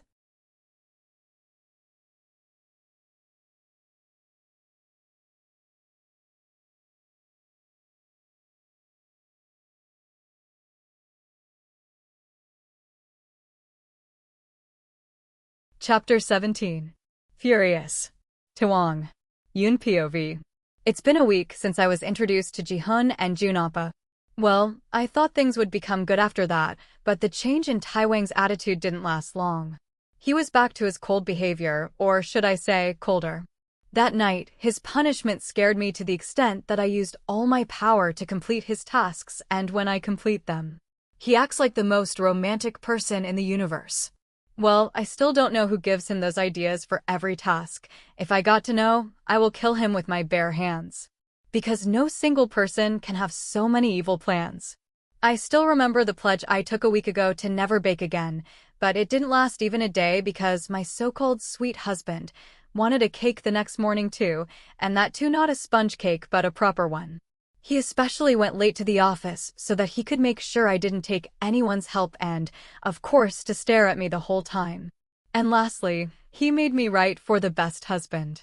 I rolled my eyes, thinking how can he even think of that? Best? He doesn't deserve to be my husband. My steps halted in front of another door. No, I am not roaming around this huge mansion willingly. But I got the task to find my favorite thing, which he hid somewhere here. Weird, right? Well, who cares? I want to sleep safely tonight too. But the problem is I don't know if he really meant it by my favorite thing, or if he just taunted me. So right now I am looking for something I love the most, and also something I hate the most. Well, I shouldn't look for something I hate the most, because Kim Taewang is the one I hate the most, and whatever belongs to him, I loathe it with the depth of my heart. So, do you hate yourself too? My heart asked, freezing me for a few seconds. I looked at my hand where a black diamond bounded with platinum shining on my ring finger. Yes, Taewang purchased a diamond ring for me. But it's not to show me his love, but to remind me I am not free anymore. This isn't a ring, it's a leash on my neck which will choke me if I try to run away. And the epic way he gave me, someone like him can only do it. I still remember that horrible day of my life. The worst day till now. What did you just say? Taewang said, closing his laptop and throwing daggers with his eyes. Nothing. Words aren't willing to escape as the paper I am holding in my hand starts to shiver. Look at me. He growled silently, and I instantly looked at his furious eyes with my scared ones. Repeat. His tone sends chills to my core. I know if something stupid escapes from my mouth, I will surely regret it. Taewang, please, I am sorry. My cracked voice is cut by a loud smack on the table. I said repeat, didn't I? I heard the shout he is trying to suppress. Looking down, I started crying. I didn't want to make him angry. There isn't anything to be so angry about. Pulling me from my nape, he made me look at him. His face is almost red from anger, while his jaw is clenched. Open your mouth, baby, or you want me to open it in my way. I shook my head when I saw him licking his lips. He smirked, looking at my reaction as the thumb of his other hand stroked my lips softly. Then what bullshit just came from this pretty mouth, baby? He released me from the nape as his hands tightened on my chin. Having no choice, I opened my mouth to say it but closed it, watching his darkening eyes. Gulping hard as I again tried. That man would be so romantic. And? He raised an eyebrow, glaring at me. Any girl who would have him will be lucky. His grip on my chin tightened with every word. But I can't stop now. Every girl desires a man like him. He loosened his grip as a tear rolled down from my cheeks to his fingers. That desire was quite sinful for the Queen of Kims. Right, baby? I nodded, not knowing what else to respond. I can see the fire inside him. Any wrong move will work as oil in it. He pulled my chair near him effortlessly, and the next moment, I am on his lap. He dug his chin into my shoulder, as my hands were crushing the paper in my hands. So, how can I make you pure again? He asked like we are discussing about what to order for breakfast. Sam. I shivered from his loud growl. A dark chuckle came from behind me, maybe due to my reaction or something that amused his humorless brain. Yes, master. Bring special juice for Mrs. Kim. I looked at Sam, who was taken back from his master's demand, while he just bowed again and left the place. The reaction from Sam's side actually scared me. He is a calm person even when Taewang is boiling in anger. A type of wetness brought me back to this dreadful room. Then a sudden realization hit me. He is licking my neck. Taewang, please, I am sorry, I won't do it again, I said, trying my best to not sob loudly as he told me how angry my sobs make him. Acting like I didn't say anything, he stretched the neck of my already loose t-shirt. I tried getting up when he stretched the neck even more, but he held my waist tightly. Seems like my marks are fading. Let me remind you who is your king, my queen. He said, as another second, I felt his teeth on my bare shoulder. He did bite it painfully, but still I can flinch. But his kisses and sucking are making me uncomfortable. I know I can't stop him, but he doesn't have any right to humiliate me in front of everyone. Regardless that we are alone in the room, but still, it isn't our bedroom. A scream escaped my mouth when I felt pain in my shoulder. I bite my lips, trying to not cry out loud when he again bites me, even more painfully this time. I looked at him with my pleading eyes as I couldn't form words in this pain. He looked at me, smiling brightly like a kid who got to do his favorite work. Pecking my nose, he looked at me. Attention on me, baby, or I will have to seek it in my way. I nodded as his hands again stretched the neck of the t-shirt. I felt him sucking the place where I am feeling pain continuously. Please don't. Aha. I screamed again as his teeth sank into my shoulder. Shoo, your screams always make it hard for me to control. My heart sank with fear at hearing his words. So no sound, baby. I bite my lips, nodding. I don't want him to lose control. If he is doing this when he is controlling, then only God knows what he will do with me if he loses it. I sealed my lips even more tightly as he continued his work, but not as painfully as before. I was sitting on him for God knows how long, because for me, this is longer than my whole life. Sitting there silently while someone is devouring you without your consent needs another type of patience. Which now I am losing it slowly. Intertwining my hands, I hold myself tightly from slapping him. I know no girl can bear to be in my condition and not fight. But for me, it won't be bravery, but stupidity. Because at the end, I will be the one asking for his forgiveness, which he never gives. But then a knock was heard. Taewang backed away annoyingly as he pecked one of his marks before covering my shoulder again. Come in, he said in a cold tone while his hands wiped my tears. I looked down, knowing it was a terrified guard with food. Well, at least this will end now. Taewang turned me a bit, so now I am facing him from the side. He smiled before pecking my lips. Today I will feed my baby. He pulled a plate full of salad in front of us as my appetite died instantly. He picked up a glass filled with green juice and handed me. Take a sip after every bite. I nodded, looking down at the green liquid, which reminds me of the trees which are trapping me. Open your mouth, baby, he said, putting a fork which stabbed leaves near my mouth. I opened it and ate the crunchy fresh lettuce and Spanish. Then took a big sip from the glass I am holding to wet my dry throat. But the moment my taste buds got activated, I wanted to spit it out. But Taewang was fast enough to seal my mouth with his hand. Don't you dare. I heard his cold voice near my ear. Swallow it. Not having any choice, I swallowed it down as he removed his hand. Shaking my head to get away from the bitterness, I closed my eyes tightly. My hair was all over my face, but I couldn't care less. How can something be so bitter? I thought medicine was the worst thing in the world. But the liquid whose glass I am holding tastes like someone mixed 1,000 of the bitterest medicines. But before I could plead from Taewang to spare me, he shoved another mouthful of salad. Drink it, baby, it will purify your body and mind. And teaches you to not repeat the same mistake, he said, tucking the hair behind my ear. Do you know what was your mistake? I shook my head, not actually caring where the conversation was going as my whole concentration is in my mouth. You have a forbidden desire. The only desire you are allowed to have is me. Please, Tae, I tried to protest with my mouth still filled with tasteless food and the bitterness of the last sip. I can give even worse punishment. You should be glad I am letting you go with just a glass of juice. Knowing there is no use in arguing, I nodded.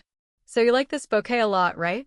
I nodded, taking a small sip but still wincing from its taste. Then make the same by evening, he said, kissing my cheek. I looked at my fingers, which are covered with bandages due to making the bouquet of roses he wanted. And at the end of the day, he knelt down in front of everyone and slid the ring on my finger, handing the bouquet made by my pain and blood to me with a bright smile. Huffing annoyingly, I shoved away the memories of that horrific day and looked away from the ring, reaching my hand to the knob to proceed with what I am standing here. But then suddenly I heard, Kim Yoon, get down here right now. Author POV. What do you think made Taewang so angry? Did Yoon really do something? Or does she have to bear the consequences of another's mistake? What do you all think?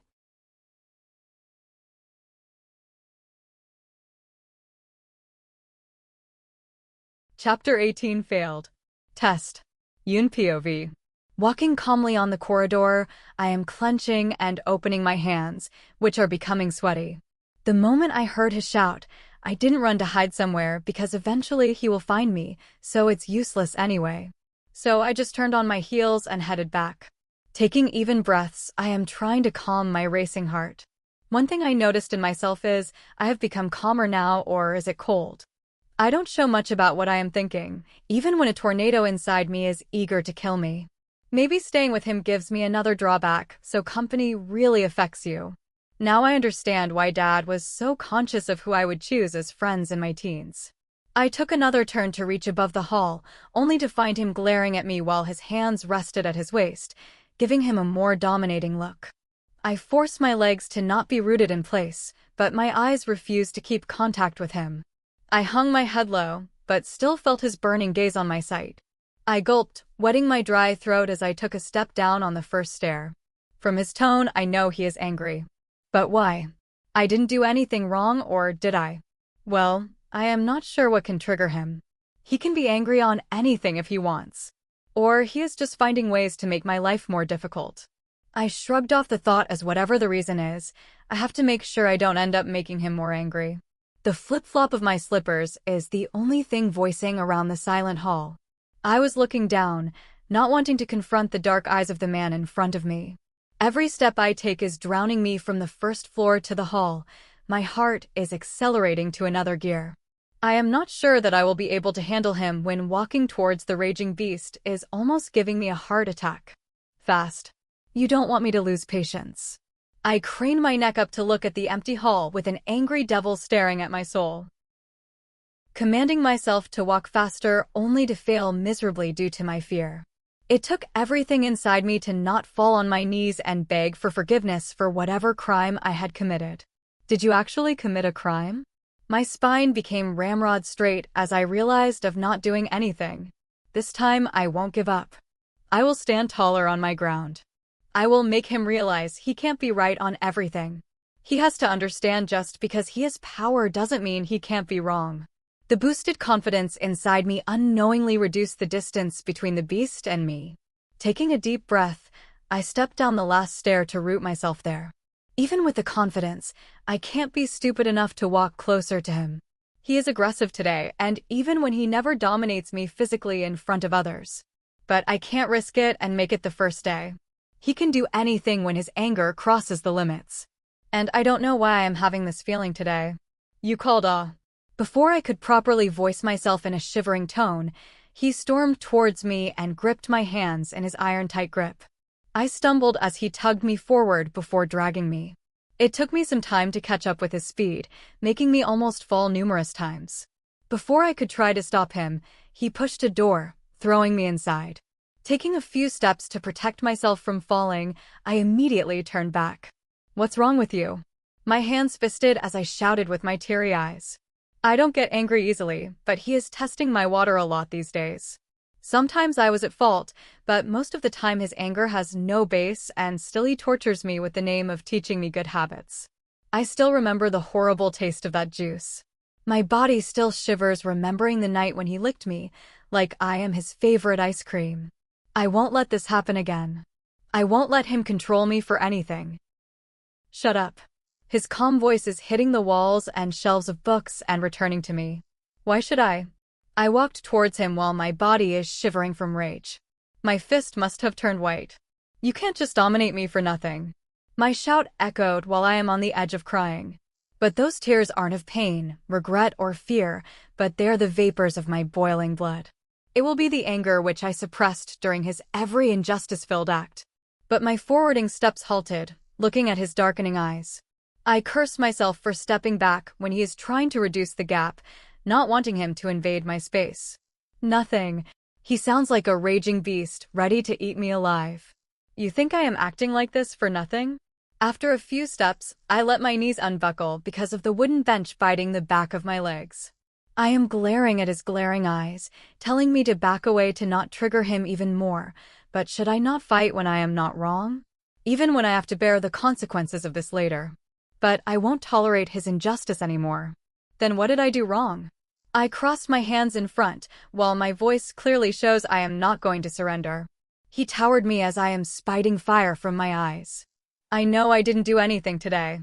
From the day he forced me to make that bouquet, I stopped talking much. Every way he is killing me, but still he won't be able to kill my spirit to fight. I flinch when he slams his hand on the table, while his eyes are still on me, taking my every reaction. I don't know why, but this small act of his makes my conscience go alert. He leaned towards me while his eyes are emotionless and scaring me for no reason. It isn't the first time he is looking at me like this, but still it frightens my heart. Maybe what the layer of emotionlessness hiding behind is the cause, or maybe not. But whatever the cause, it forced me to lean back when his face is reducing the gap. But before I could go any further, his other hand grabbed my nape, pulling me towards him. You did nothing right either. I frowned, confused at his words, until I saw him slide paper beneath the hand which he slammed mercilessly on the table. I took the paper as soon as he lifted his palm, only for tears to well up in my eyes. This can't be true. After my every effort, after every struggle, I lost consistency. This is the only thing I never lose. Even when I can't sleep because of nightmares, even when I was burning with fever, I always topped every test, examination, and entrance. Then how did I miss this test of last weekend? Is it because I know I am the only one running for the gold medal, which made me lazy, or did something else contribute to it? I wouldn't have believed it's my test paper if my handwriting isn't imprinted on the paper and then marked with red ink telling me the mistake I made. And there is nothing other than mistakes. Red ink isn't the only thing covering every line, but a red 0 is also decorated on the top. This can't be true. Is the only words escaped as a whisper, tears were flowing from God knows how long. What is this, huh? Taewang's voice brought me out of my thoughts as he is looking at me with a partially angry and partially disappointed gaze. Why didn't you write anything? I again glance at the paper to see it is half empty. Well, what can I write when I don't have a clue about it? Am I not asking something, Yoon? I can sense an ultimatum in his voice. I know, I have tested his patience a lot, but what exactly can I answer him?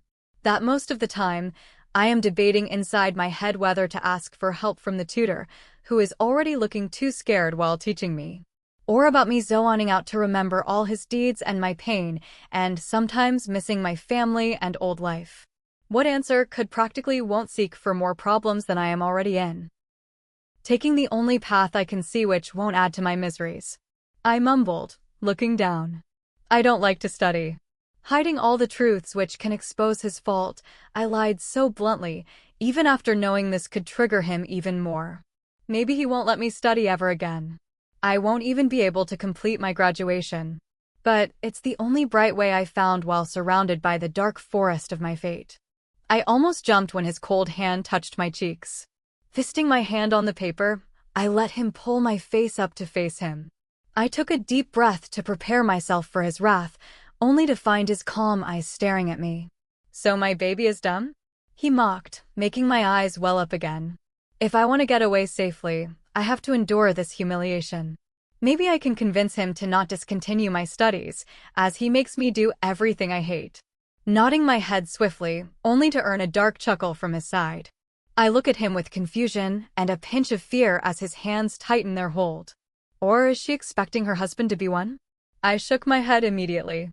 I don't know what makes him think like this, but this won't end up well if I don't get hold on the situation. I can feel it. Why are you saying that? How can I believe when the student who cracked Kim's scholarship examination says this? I gulped, cursing myself for forgetting that fact about Kim's scholarship. It is the hardest to crack, and only one student from a whole country gets it. How can I be such a fool to think he wouldn't have known it? Damn you, you're doomed. Did you find another excuse or ready for punishment? He stood in front of me, crossing his hands, radiating a dark aura.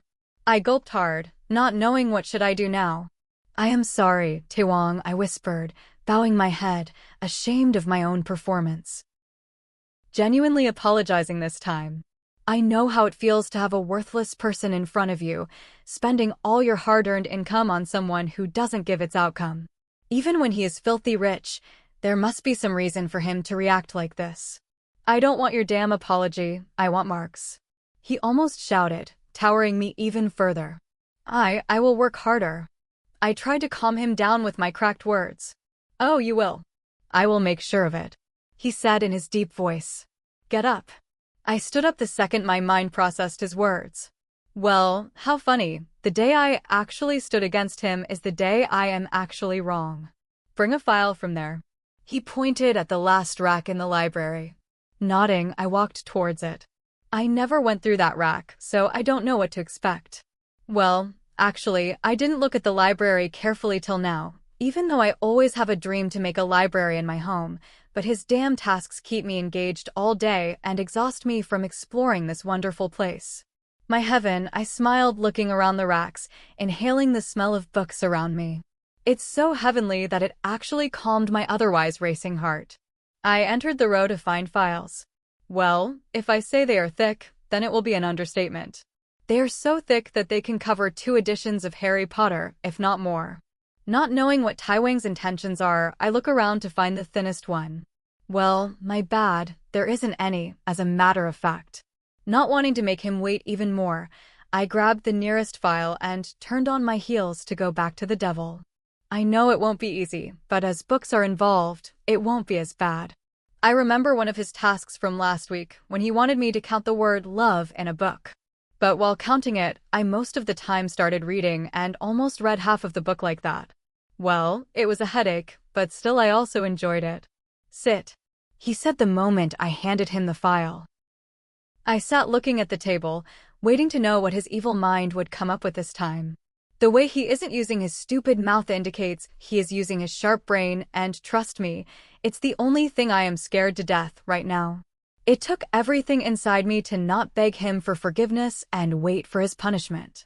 I didn't say anything this time. I deserve it, not just because I didn't pay attention to studies, but also because I wasted someone's time, which I can't return. My trance broke when he placed the open file in front of me. I want the final account, ratio, and analysis report of this month complete before I return. I looked at the file to find the transaction of the first day of November. Flipping the page, I expected it to end like the normal question in my book, but the first day's transaction actually covered 4 pages before proceeding to the next day. Knowing what is my punishment and how much I messed up right now, I looked at Taewang with my pleading eyes. This is too much. I tried to voice it as a matter of fact, but it came as pleading. He smiled to my surprise, as my expectation could never be so wrong. It's nothing in front of the punishment I thought for you, he said, patting my head like a guardian of a kid. I hope my baby isn't eager to find what it is. I shook my head with all my might. If this isn't punishment, then I don't even want to imagine what it will be. But my curious head isn't ready to spare me. Then what is this? He chuckled while I fisted my hands, not knowing what to expect, and this is my biggest drawback in this battle.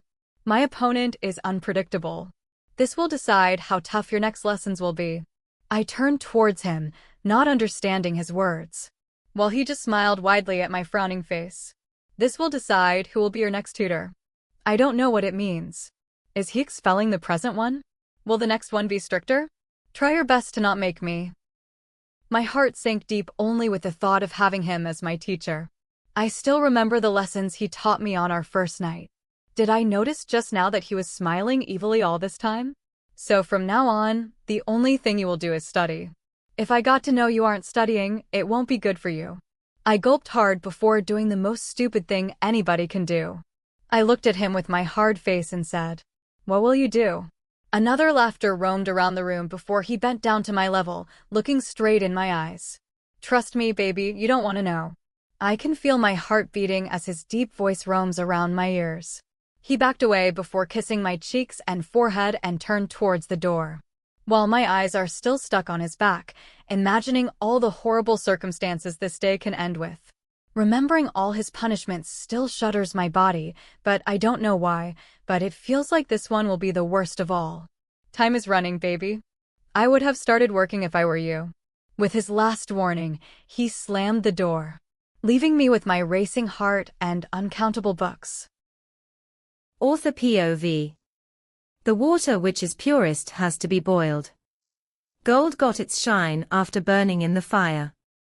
A rock has to take the pain of a hammer and needle before it becomes an amazing sculpture. Everything which is wonderful and valuable today has once endured pain. Pain comes into everyone's life like fire, but the person who is real gold earns its shine while others melt because of it. Yoon isn't understanding that what she is enduring right now can be the main step in making her shine. But if she won't believe she is worthy, will she be able to fight the fire, or end up melting from its pain? What do you all think? Will Yoon get back her track, or will the forced attempt from Taewang will destroy her? Leave your thoughts in the comment.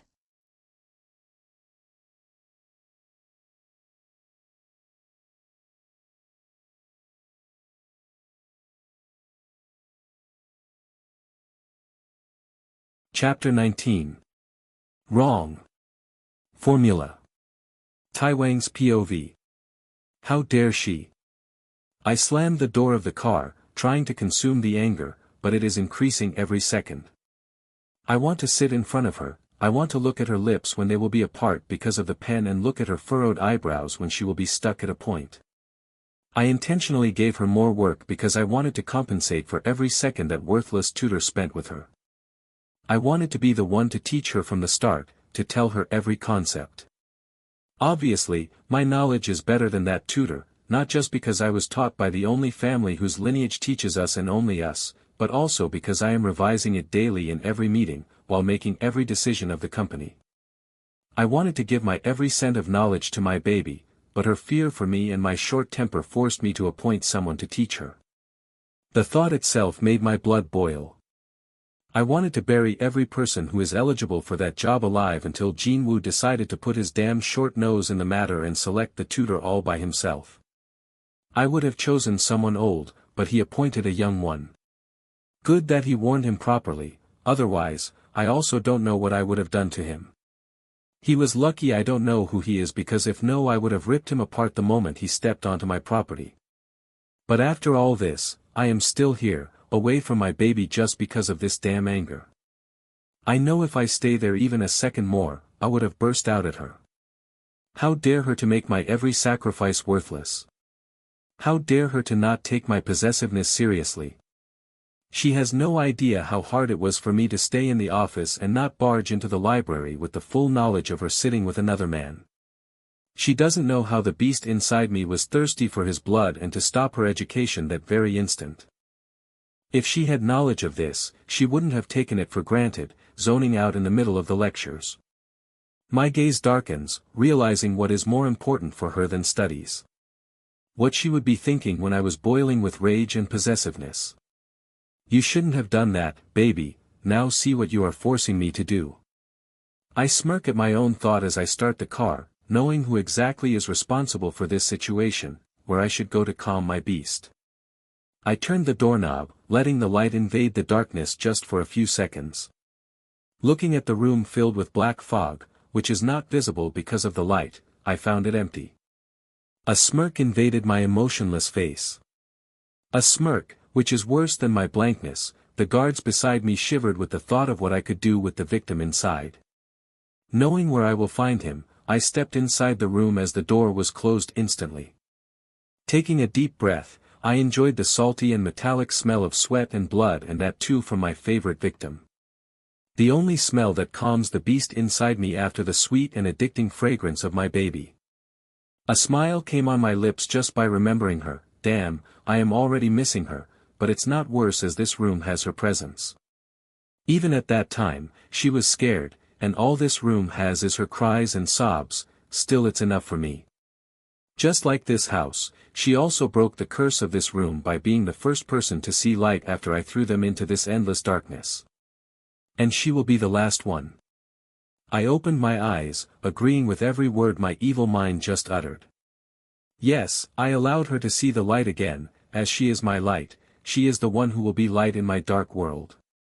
But rules can't be molded for everyone. She is special, she is our queen, she is my strength, not weakness. She won't melt me, but will be the reason I will walk out of that burning path. She will change my perspective on love, she has to, because if she won't, then she will see my worst side. I smirk to think how naive my baby is. She didn't even know who the next victim of this room is. That I won't ever have mercy on him. I took a step, letting the echo of the room make him notice my presence, to let him shiver from fear. Every small step I will take, I want him to pray that I will never reach to him. The sounds of the footsteps going towards him should make his heart thump louder than ever. I always enjoy when my prey beg for mercy, for their life, that is so satisfying. But his case is different. It won't just give me satisfaction, his cries and pleas will provide my heart peace. It will be the water on the fire my baby ignited inside me. But my steps abruptly stop as the smirk on my lips wipes away. My hands balled, looking at him in front of me, closing his eyes and smiling widely, unlike others who cry in front of me. My blood boils watching him so fearlessly smiling in my cage. But soon I smirk again. You are a better player than I expected. Well, this will be more entertaining than I thought. After so long, I found someone worth competing, and the fact that he is my mortal enemy is adding more spice to the game. Dreaming about freedom, loser, I said, making him look at me. My smirk widened, seeing fear in his eyes for a split second before he covered it. Trying to be strong, I see. But sadly, it won't bring anything but pain. I will break him slowly, making him feel so much pain that he never imagined in his life. Which you will never have. I towered over his sitting figure, while faint light from the side, which he is blessed with because of my presence, must be giving me a non-human look. Maybe devil, well that's what I am for him. The devil, who is sucking his life slowly, who will make him beg for his death. But soon my smirk disappeared when his smile appeared. He is glaring at my burning eyes, my fist formed instantly, looking at his audacity. He is going to regret it. I will make sure to enjoy his broken courage next time I come here. My body is shivering because of the anger boiling inside me, while I am controlling myself because if I snap right now, I will end up killing him, and it's the last thing I want. I want him to curse his life for colliding with me. I want him to be scared of me for snatching his life, just like I was afraid he will snatch my life, my blessing, my Yun from me. I was dreaming about your failure. How Yun will kick you out of her life. How your hope of her loving you will die. He said in a mocking tone. Moving a bit back, he tried to stand up, only for me to kick his chest. His painful groan provided me peace as I walked towards him and kept my foot on his left rib, crushing his heart beneath my foot. You had a pretty big mouth, but your mind is of another level, I must say. I glared at him, putting more pressure on his chest. But there is a speciality of dreams, they can't become reality. But mine will. His words are acting as fuel for the fire inside me. I kicked him hard, only to get a laugh from his side. I think darkness is consuming his sanity. A smirk appeared on my face thinking about the clean road if he got out of my baby's life and mind. You can't hide the truth from her forever. I glare at him as he dares to continue. And the day she finds the truth, she will hate you. Stepping on his neck, I stop him completely. Looking at him with anger and pushing my foot even deeper on the throat, which dares to say, my baby will hate me. I will not let it slide this easily. He wanted to play. Fine, he will play, but the game will be mine with my rules. I smirked, satisfied as his hands wrapped around my leg, trying to remove it while I just pushed it even deeper, making him realize his place. Yes, he belongs under my feet, begging for mercy like a worthless creature. Backing away, I looked at him, sucking for oxygen desperately. His wounded face is red. I was seconds away from killing him, but this will be too easy for him. Surely, I will kill him, but first I will make him suffer. How dare he lay eyes on what's mine? Crouching down, I grip his filthy face while he is still coughing and sucking for air. Just let her love me, you have no idea how deep I will bury you. He stopped doing whatever he was doing and looked at me. Even if she accepted you fully, I will embrace death willingly. My grip tightened at hearing his confident voice. I hated to accept that he knows my queen better, and the assurance in his voice wants me to make sure she never finds out the truth in her entire life. Got scared of the challenge? Kim's never lost, I replied, clenching my jaw and chewing every word. Releasing his face harshly, I stood up to end this stupid argument. At the end, he is a normal person, what can he do? Turning around to save myself from killing him, I started proceeding towards the exit, but his words were capable of halting me. And my Yun will never let evil win. Fisting my hands to stop myself from wasting another second on him, I resumed my steps. Start counting your days, loser, I will end them soon. Are my last words before I stepped out, locking his cage again. Diverting my gaze from the door, I glared at my men guarding it. They are actually giving him the best life they can, his courage of opening mouth in front of me speaks everything on behalf of them. Being compassionate about someone, I see, I said in a dark tone. They hung their head low as my eyes darkened. If they haven't been serving me for years, they probably will be begging for death in front of me for not obeying, if not dead already. But this doesn't mean I will let it slip, I have to remind them what happens when they disobey me. It's been long, and maybe me being busy with my baby for the past few weeks has let them think they can do whatever they want. Sorry, master, this won't happen again. One of them murmured as realization hit me hard.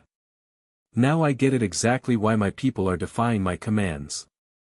Gulping my newborn rage, I ordered. Increase the temperature of the room. They nodded instantly. I want him begging for water next time. Yes, master. They bowed as I walked towards the place which can help me right now. Bringing out a bottle of wine, I walked towards the chair as my hold tightened with the thought of Jinwoo manipulating my men. It's not like I don't trust him, but he is involving himself in my matter more than I like, especially when he isn't standing by my side. I don't know what is happening these days, everybody is eager to test me, first Jinwoo, then my baby, and now these guards. Well, they are not at fault exactly, but this doesn't mean I will have mercy on them. I swear the day I lose my patience, everyone will regret. Settling down, I poured myself a drink, I switched on the TV, and went to the darkroom camera, and soon a smirk formed on my face looking at the figure lying on the floor lifelessly, while his one hand is caressing his neck. I swallowed a large amount of liquid, enjoying his suffering. Hell, it is far better than torturing any of the rebels. His helplessness is feeding my beast. How much I have to control myself to not kill him, it would be too easy for him. After realizing he is the one whose thoughts keep my baby busy when I am not around, even increased in his misery. He is still a barrier in our lives, but I can't just remove it. Not now, at least. As long as he is the bait, Yun won't dare to escape from me. My hands tightened around the glass, realizing how much she loves him.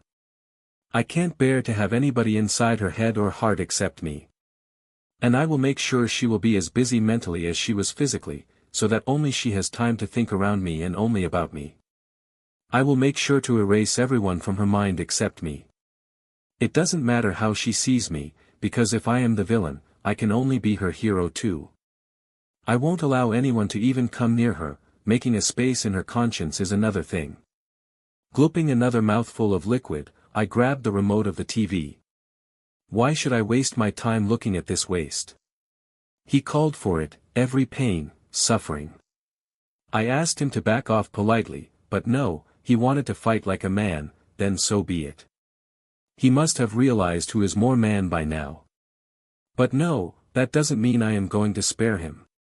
He was dreaming of having a bright life with my baby. I will make sure he will only see darkness until his last breath. He will be surrounded by darkness most of the time, but still he will fear the light most. Because light means pain, suffering, light means me.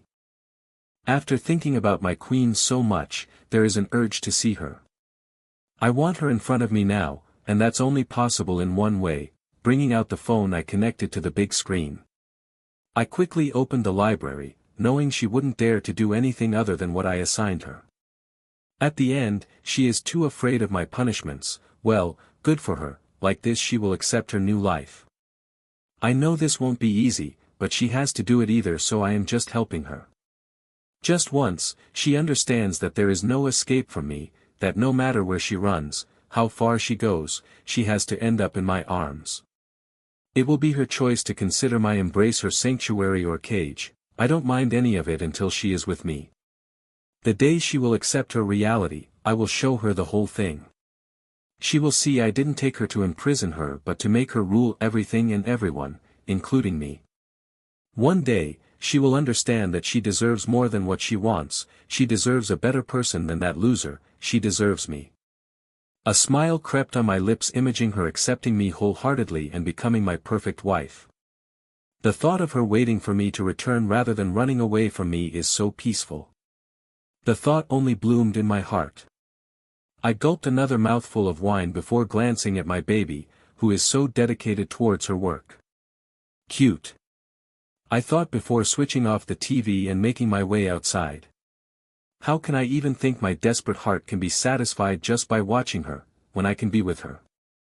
Opening the door to have that awful smell of books and paper, I let out a deep breath before entering. I am sure I would have died from suffocation due to this useless stuff if my baby hadn't been there last time. I don't understand how can someone read something when there is not even a single picture in all those damn pages. Well, to be honest, I was shocked when I figured out my baby girl loves books. I would have never actually got to know about it if I hadn't given her that task. Well, I thought she would hate it just like me, but she disappointed me. I looked forward only to have the same view I got from the big screen. Books are all around her as she is fully engrossed in her work. I can't deny she is really a determined girl. Kim's scholarship is something the smartest student isn't able to pass, scoring the highest marks is another thing. Joon himself sets the question paper. Surely Kims are the biggest contributors to charity, but we don't give it to the undeserving ones. I am so proud, my baby girl is deserving. She isn't someone who is not serious about her future, she would have achieved so much height even when I didn't marry her. The thought clenched my heart painfully. It can never be possible for me to not find her. Her passing the scholarship of Kim's is the sign of fate that she is meant for me and only me. If not like this, we would have met some other way, but where we are right now is already confirmed. Placing the tray of food I was holding, I gained her attention as she looked at me, shocked, with fear appearing in her eyes. You are here already?" she mumbled while eyeing her work, which is most probably not half done till now. "What time it is?" I can't help but find her scared expression amusing, her attempts to not freak out are cute. I laughed as she looked down, maybe expecting me to be angry on her. "It's time for lunch, then you can continue." She looked a bit shocked as her eyes widened, she opened her mouth to say something but closed it again. I laughed, ruffling her hair. "Now shift, unless you don't want me to sit on your lap." Her eyes widened even more as she shifted. Closing her copy, she kept it beside her safely as I was shifting other books and the files which she opened for God knows why. A book was enough for me to study for a whole year, I never go for extra books a nerd would have preferred. I looked beside me. But my baby is not a nerd, she is smart. She just made one mistake, a wonderful mistake because of which I started loving her, and when I started walking on a path, returning isn't an option for me ever. I can't just tarnish the image my bloodline has built. I took the first bite of her food, wishing it is perfect. I don't want to ruin this peaceful atmosphere around the mansion now. I know I won't be like this for long, but I wanted to enjoy these moments until my anger again took over me. I closed my eyes, concentrating on the delicious taste on my mouth, trying to find any deficiency, but there isn't any. Now I am happy that I spared the life of that chef who dared to stay with my baby and talk to her. Well, he wouldn't be standing on his feet if Sam hadn't assured me about his skills. Well, he is quite good at his work. Well, no doubt he saved himself today. I turn towards my baby, who is looking at the food with sparkling eyes. Well, why not, when she is having something other than salad after a week? Her feet are already healed, only marks are left. This is such a good feeling to have her healthy and fit. I wish she didn't piss me off more often so we could become the couple she always dreamt of. Filling the spoon with food, I placed it near her lips and in another moment, it was inside her mouth. A giggle left my mouth at seeing her all flighty and energetic, it's been a long time since I saw her spark again. Bending down a little, I pecked her cheeks. Her body instantly tensed. "I missed you." I vocalized my thoughts. She gave me a weird look but didn't say anything stupid. Well, I am glad about that. Feeding my baby, just like a baby, is the best feeling. I have been busy for the past few days and stressed too. No wonder why she is so scared of me. I have to remember that not only my men but my wife is also here and she is not used to my mood swings till now. Well, I won't blame her, I know how difficult it is to adjust to a lifestyle which is so different from the one you lived your whole life. But no worries, I will help my baby. I smiled, looking at her frowning face. It's been almost an hour she is finding the reason why her final accounts are not tallying. She checked every entry of every account, but still failed to find her fault till now. I wanted to laugh at her attempts. How can she find the mistake when I wasn't able to find one? I have been trying to find one flaw in my baby, but God created her flawlessly. She is the fairy who makes the horrible life of the protagonist into heaven. She is the one God paid his whole attention to while creating, just for me. I let my hand fall, which was supporting my head, as I just can't hold myself back again. Shifting towards her, I let my hands wrap around her shoulders while I let my face drawn on her hair. Sniffing the sweet scent of strawberry. I felt her body tense up as I put my chin on her shoulder, looking at her copy. Her hold on the pen tightened like trying to control herself.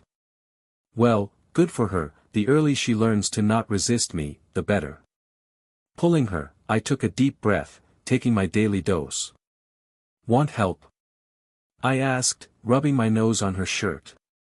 She shook her head as my hand tightened around her waist. I will manage.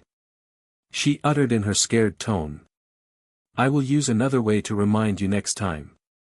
I pecked her cheek as she shivered from the contact. Still so sensitive, I wonder when she will get used to me. So I can step forward. I know it will be her first, and I don't want her to be scared of my love. She should be craving for it after our first time. Closing my eyes, I calmed my heart. I missed this so much. I missed her smell. I missed her small body, which comes under my embrace perfectly like it is made for me only. I missed how calm my heart is around her. Thank God, Hyung's returned, sparing me some time to have with my baby. Smiling widely, I pecked her shoulder to realize it is covered. An irritated groan left my mouth due to lack of skinship. Opening my eyes, I kissed her neck. Last time I touched her was the day when I forced her to drink that juice. My mark would have faded from her skin. Why shouldn't I just do my work while she is doing hers? I backed away, not wanting to make her cry. My baby is too sensitive from touches. She is too pure for all these things, my innocent baby. I looked at her, still frowning. Maybe she didn't find the mistake till now. I placed my chin on her shoulder while she is flipping the pages. I can see how frustrated she is right now. Unwrapping an arm, I took the copy from her hand, turning a few pages. I knew where she made the mistake. I noticed her making it. What will be the formula for calculating its interest? I said, tapping on the account. I felt her body becoming numb under my hold. Pulling her closer, I started kissing her neck. But she didn't utter a word. Her lack of response somewhat makes me angry as I bite her neck to gain just a flinch. Fast, baby, or do you want me to mark your whole neck? I said while sucking the place where I bit before, but still no response. What is the formula, baby girl? I asked, losing my patience.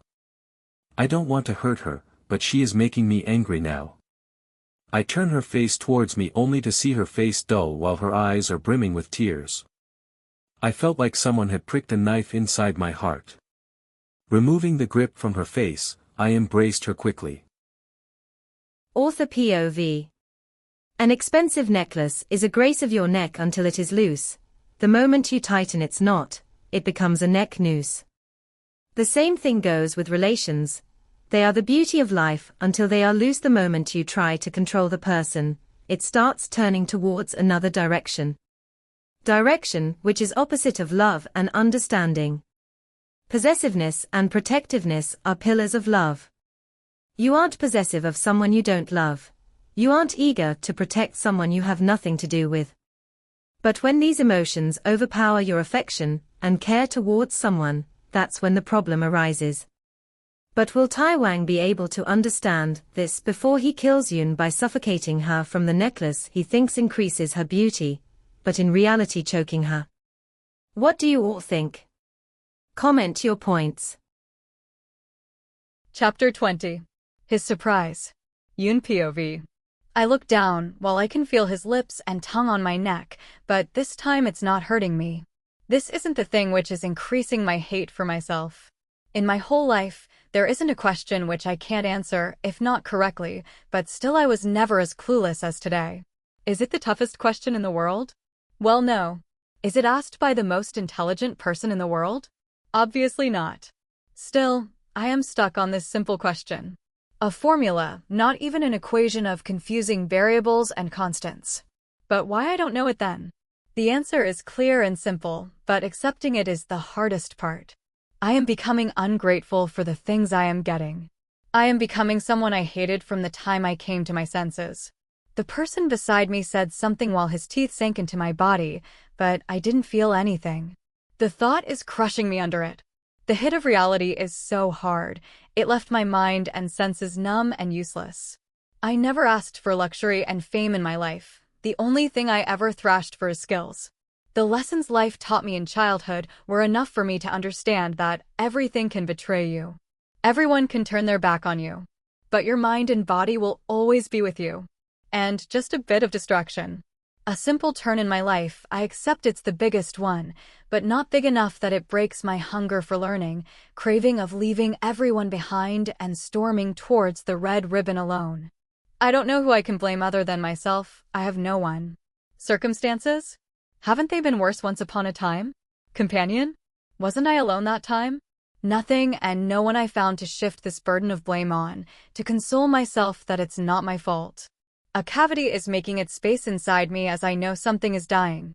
I can feel a part of me missing, and I am unable to save it as I don't know which part it is. Suddenly, a cold finger turned my straight face, and I met a pair of angry eyes, but they turned into concerned ones within a second. A tear rolled down from my eyes. I didn't realize brimming, and in another second, the coldest person I have met in my life pulled me towards his embrace, giving me warmth whose existence I didn't notice till now. Patting my head, he is saying something to me, but my mind is too numb to understand it, while my emotions are too overwhelmed to even care.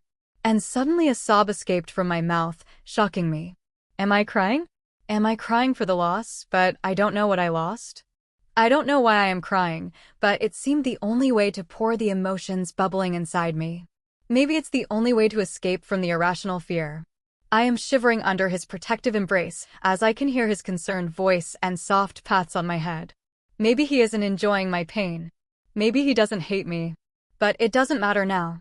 I started hating myself. Now no one's care and love will be able to give me back what I lost, because I lost myself this time.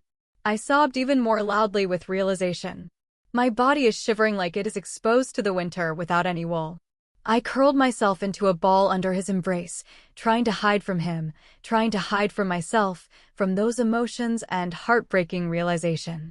I am sobbing and crying for I don't know how long, while hugging myself, but Taewang didn't get irritated. He didn't shout or lose his temper because of my lack of response. He didn't leave me alone so that my thoughts could kill me completely. He sat there patiently, while hugging me, trying to give whatever amount of warmth he could give to my shivering body, while his hands are patting my head, maybe trying to make me feel safe.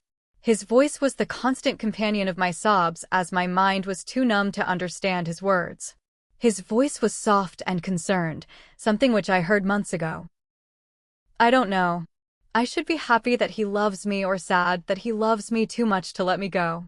I know it was love which he had. The affection which shines in his eyes is the same I saw in Kai's eyes, the same I saw in my eyes for Kai. I sobbed even louder. I don't know why I am crying, but I do know one thing, that it is not helping. His hand constantly patting my head and caressing my back isn't helping. Me being away from my family and loved ones isn't helping. He, sitting next to me, can never help. But what is killing me is the realization of my worthlessness. I closed my eyes, not knowing how to get rid of that thought. How to calm down my heart, which is bleeding inside me. Calm down. You're okay. I heard his words as his hand is still patting my head. His other arm is wrapped around me so tightly, like he wants to protect me from the world. I am not going to punish my baby, just don't cry. My body tensed up with the word punish, but I don't have any energy to struggle out of his grip, so I hide even more inside him. Sure, it's okay if my baby doesn't know, I will teach her. I will teach you everything I know. Shoot, you don't have to worry. My tears are soaked by his shirt, as I am still shivering under him. Don't cry, my love, you are such a smart girl. I will teach you. Just calm down, you didn't miss anything. I cried even louder. I don't know why, but his words are bringing a different type of storm inside me. You are so strong. Why are you crying? Stop crying, baby. It's okay, my love. I know you are a brilliant student. It just slipped from your mind. He is caressing my back as I am hiccuping continuously. His soft voice is laced with concern. You are my smart baby. Now stop crying. I shook my head against his chest. I don't even know if he will be able to differentiate it from my shivering body. I am. I again closed my eyes as a loud sob escaped my lips. Worthless, not smart. For another second, I felt his grip on me loosen. I closed my eyes even more tightly. He is going to leave me. I don't know why this is hurting, but the thought of him abandoning me is making me cry more. You are worthless. A waste, trash. They were right from the start. No matter how much I deny them, it's true. You deserve what you are going through. You brought it to yourself. Yes, I brought it to myself. I am dumb, stupid. That's why I am stuck in this situation. I am not as smart as Mom. Dad thinks I am. I am not intelligent, which Kai always considers me. You don't deserve to be happy. Maybe that's why it always has to repeat. It have to give me the same pain over and over again. Maybe I literally don't deserve to be happy. That's why Taewang married me on the same day when I was ready to step out of that cold ocean of pain with Kai. He pushed me even deeper in it.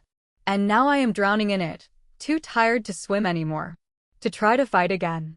I was pulled back as I opened my eyes slowly, waiting for him to agree with me. Expecting him to shout how worthless I am and how I don't deserve anything, any respect I am getting because of him. I flinched when his hands touched my face. His palms softly cupped my cheeks with his shivering hands. I expected it to turn tight, but he kissed my head before lifting it. I looked at his red eyes with fear. Last time when his eyes were red, he made me sign that useless paper called marriage certificate. God knows what will happen now. Everything stopped for a few seconds, and we stared into each other's eyes, mine with fear and his with darkness, anger, but with softness and love too.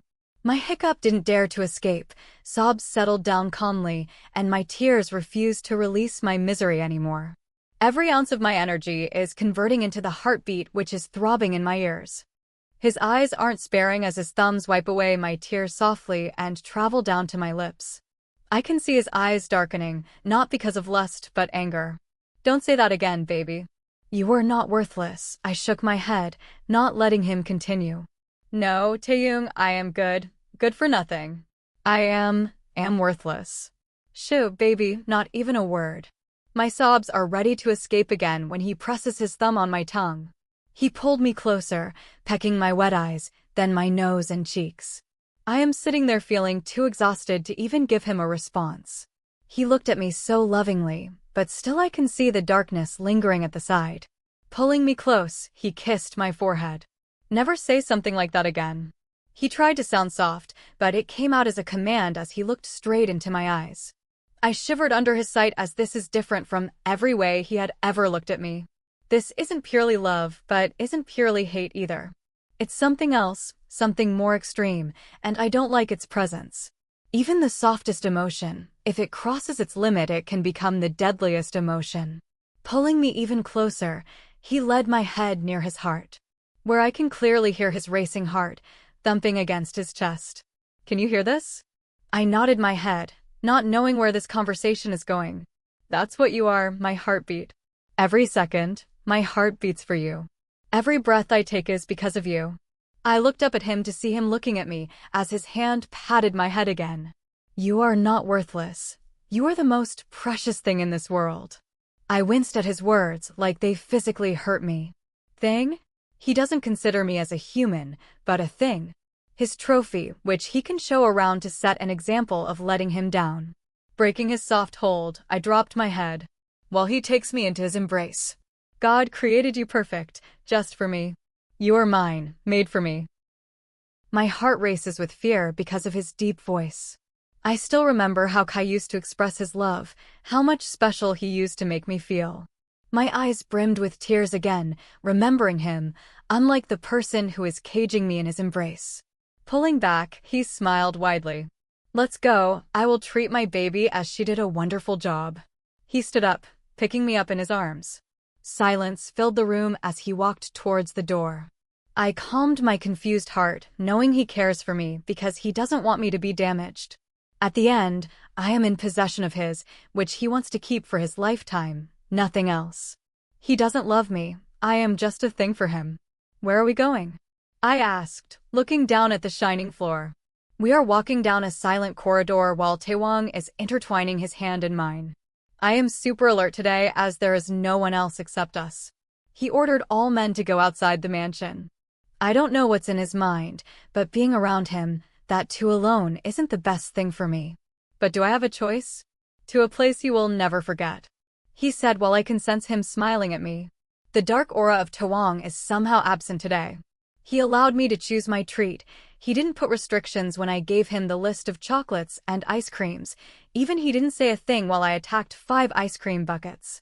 I think my breakdown affected him. At the end, he wanted to keep me as long as possible. I am the walking sign of the Kim Taewang's victory. Jerking towards him, he wrapped his hand around my waist. We turned to another silent corridor with the sound of only his strong footsteps. I don't know how someone can make so much noise while doing a simple act like walking. But never mind, he is the Kim Taewang. Our steps halted in front of a large wooden door. While roaming around the mansion to escape, I never saw this place. I swear this place is less house and more maze. If someone messes up with those corridors which are the same, God only knows where that person will end up. After my last failure, I didn't get the time to roam around this place and find out any cracked bars in my cage. Well, I won't even try now. It's impossible to get out of this place if I don't get any external help. And that's impossible too. Till now, at least there was one person I could ask help from, but now I don't think you will let anybody teach me except him. Frowning my eyes while eyeing the gate, I looked towards him to see his bright smile. I hope this bright smile won't be the reason for my tears. Leaning forward, he cupped my cheeks, making me look at him. Don't worry, you're gonna love it. He kissed my head before sniffing my hair. I nodded, releasing a breath of relief. Taewang's mood is just like this door. You can never guess from outside what to expect. He could be looking as calm as the sea and could erupt like a volcano the very next moment. What are you doing? I looked at kneeling Taewang. He looked up with a shine in his eyes. His brown orbs look more beautiful with the shine of happiness than the darkness of arrogance. Taking your slippers, my love. I smiled, looking at his genuine smile. I don't know what he planned for, nor can I escape. Better, I just don't hope for anything which can hurt me later and go with the flow. Slipping out my legs from the slippers, I let him keep them aside. I looked at him with soft eyes.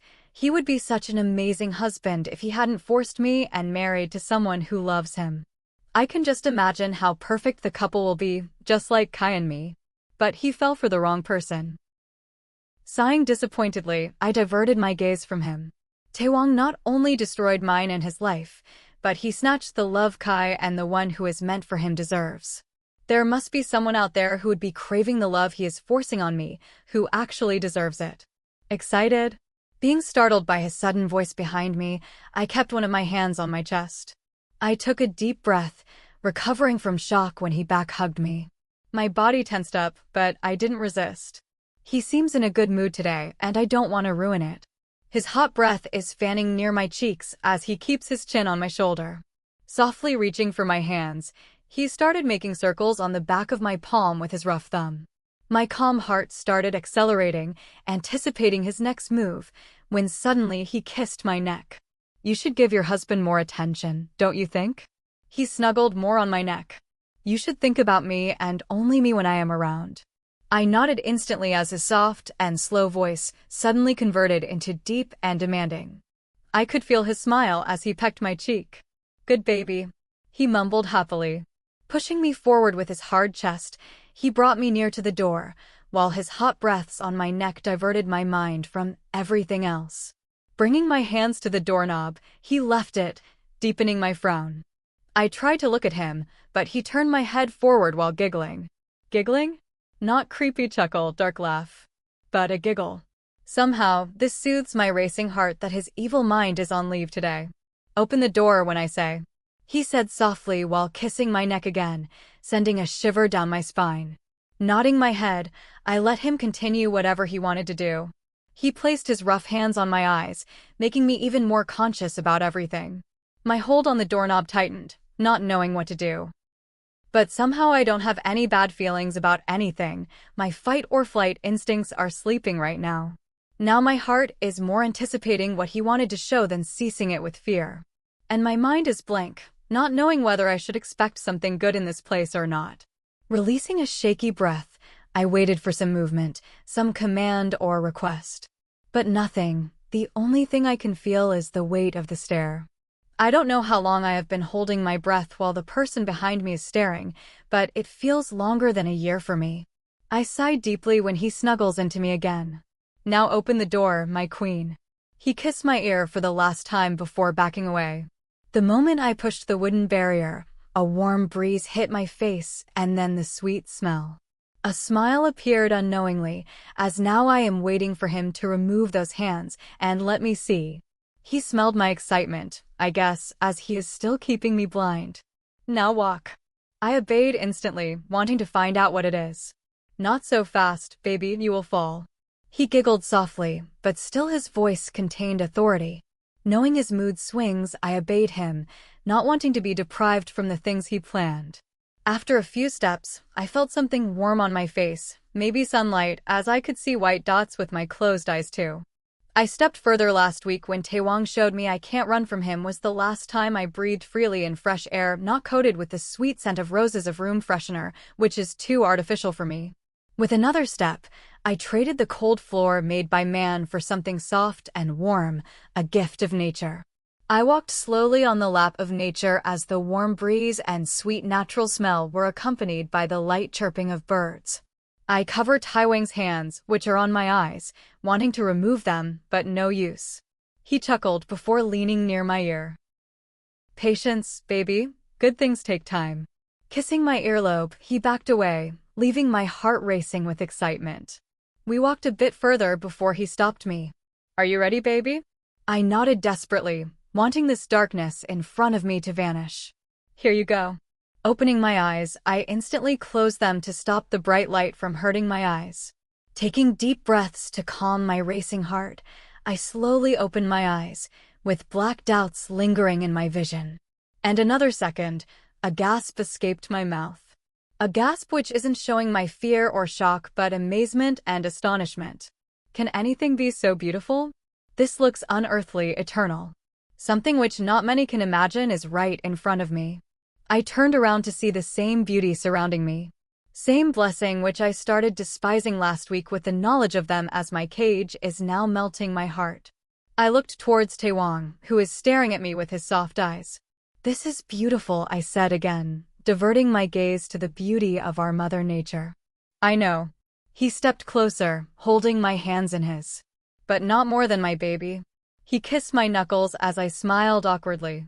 I looked away, looking at the flowers which are shining because of the sunlight, while his eyes are on me. I didn't show you around the mansion till now. I nodded, understanding what he meant. As now I can't escape, I can know more about the place. A cage, you know, is far better than the one you don't. It's just the start. There are lots of surprises for today. We have been walking around the garden while intertwining our hands, well, not willingly, but I don't want to make Taewang angry.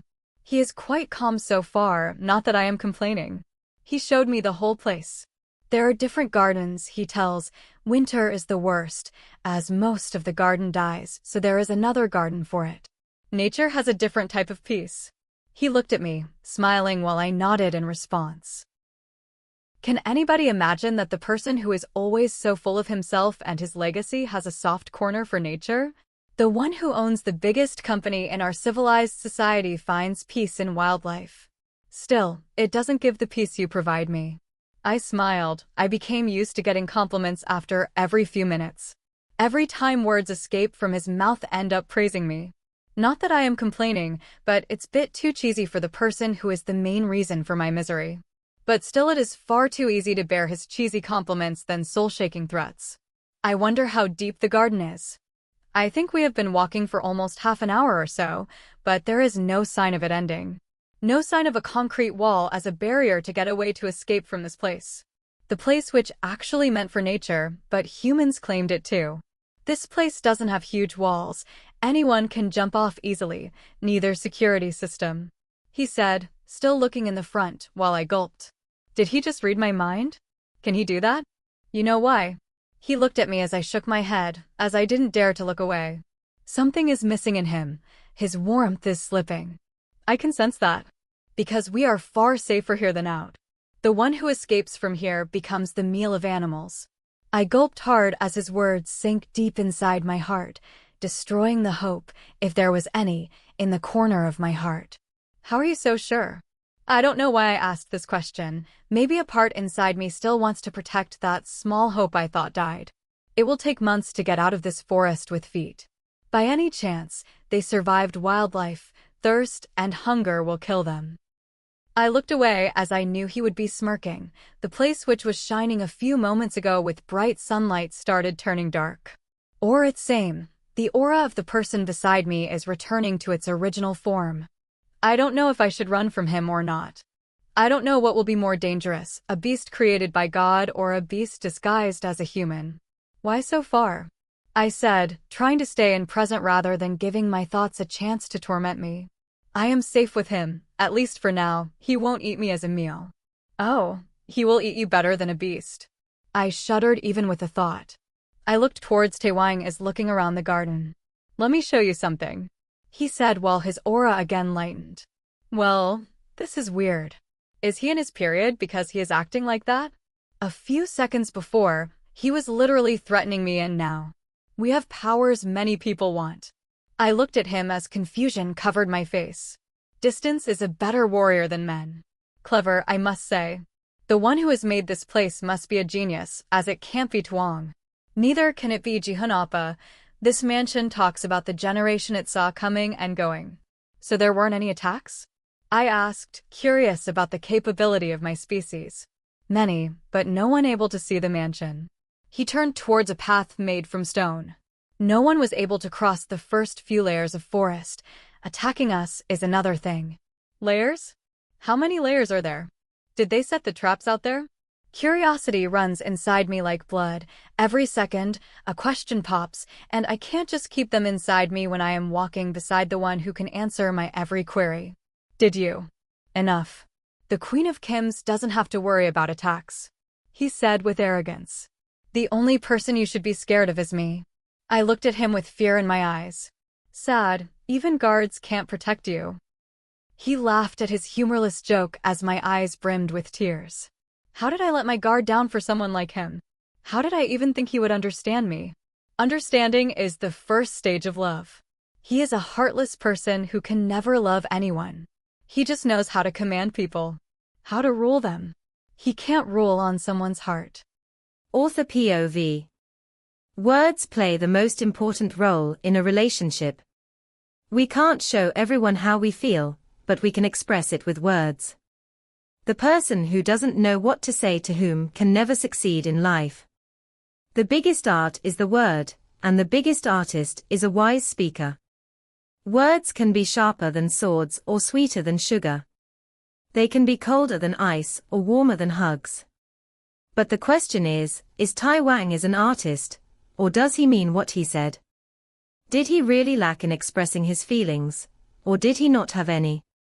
What do you think?